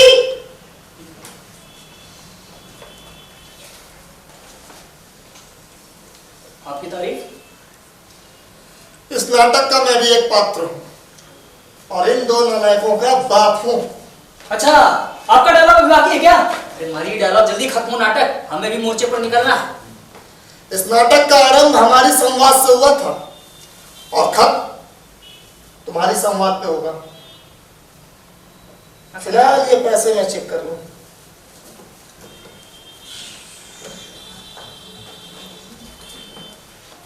शादी के बाद पति पत्नी की जिंदगी एक रणभूमि की तरह होती है, जहां वो हमेशा युद्ध लड़ते रहते हैं और युद्ध हमेशा चलता रहे, इसके लिए उन्हें योद्धाओं को जन्म देते हैं।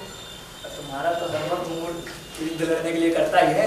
इसके पहले कि हमारा भांडा पहुंच जाए, हमें यहाँ से चक्कर हो जाना चाहिए। चलो। अरे ऐसे कैसे चले जाओगे?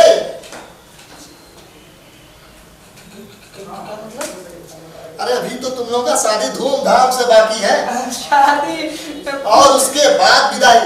पिताजी आप समझ नहीं रहे, आप शादी की बात कर रहे हैं। अरे मैं सब समझ रहा हूँ। पिताजी आप नहीं समझ रहे हैं। मैं सब समझ रहा हूँ बेटे। अच्छा, आपको हमारी जाति पात से कोई तकलीफ नहीं है? अरे भाई तुम कोई मुसलमान या क्रिस्तानी थोड़ी ना हो कि जो हमें आपत्ति होगी। हो तो सनातनी ना। हम तुम दोनों का विवाह आर्य समाज मंदिर में करवाएं। और बेटे सुनो बेटे जी, हमें नहीं लगा था हमारा कष्ट ये जीवन में कभी खत्म होगा, पर तुमने तो आके हमारे सारे कष्ट को हक लिए। हमने सुना था कि भगवान धरती पर हमेशा अपना एक देवदूत भेजता है जो हमारे सारे कष्ट को हर लेता है, और हमारे लिए वो देवदूत तुम ही हो। अरे नहीं पिताजी, ये तो आपका बड़प्पन है। हमने तो बस अपना कार्य किया। हमारे लिए वो देवदूत तुम ही हो। और मेरा एक बात मानोगे? जी पिताजी, अगर मानने लायक रहेगी तो जरूर मानेंगे। तुम्हारे मानने लायक ही है फिर तो हम जरूर मानेंगे।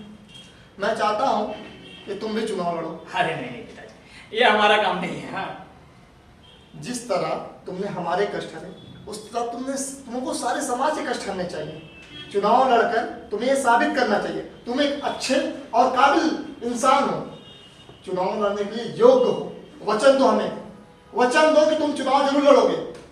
ठीक है पिताजी, अगर आप कहते हैं तो आपकी आज्ञा हमारे लिए शिरोधार्य है। अब लगे हाथ हमें आशीर्वाद भी दे दीजिए। चैताली, खुशी रहो।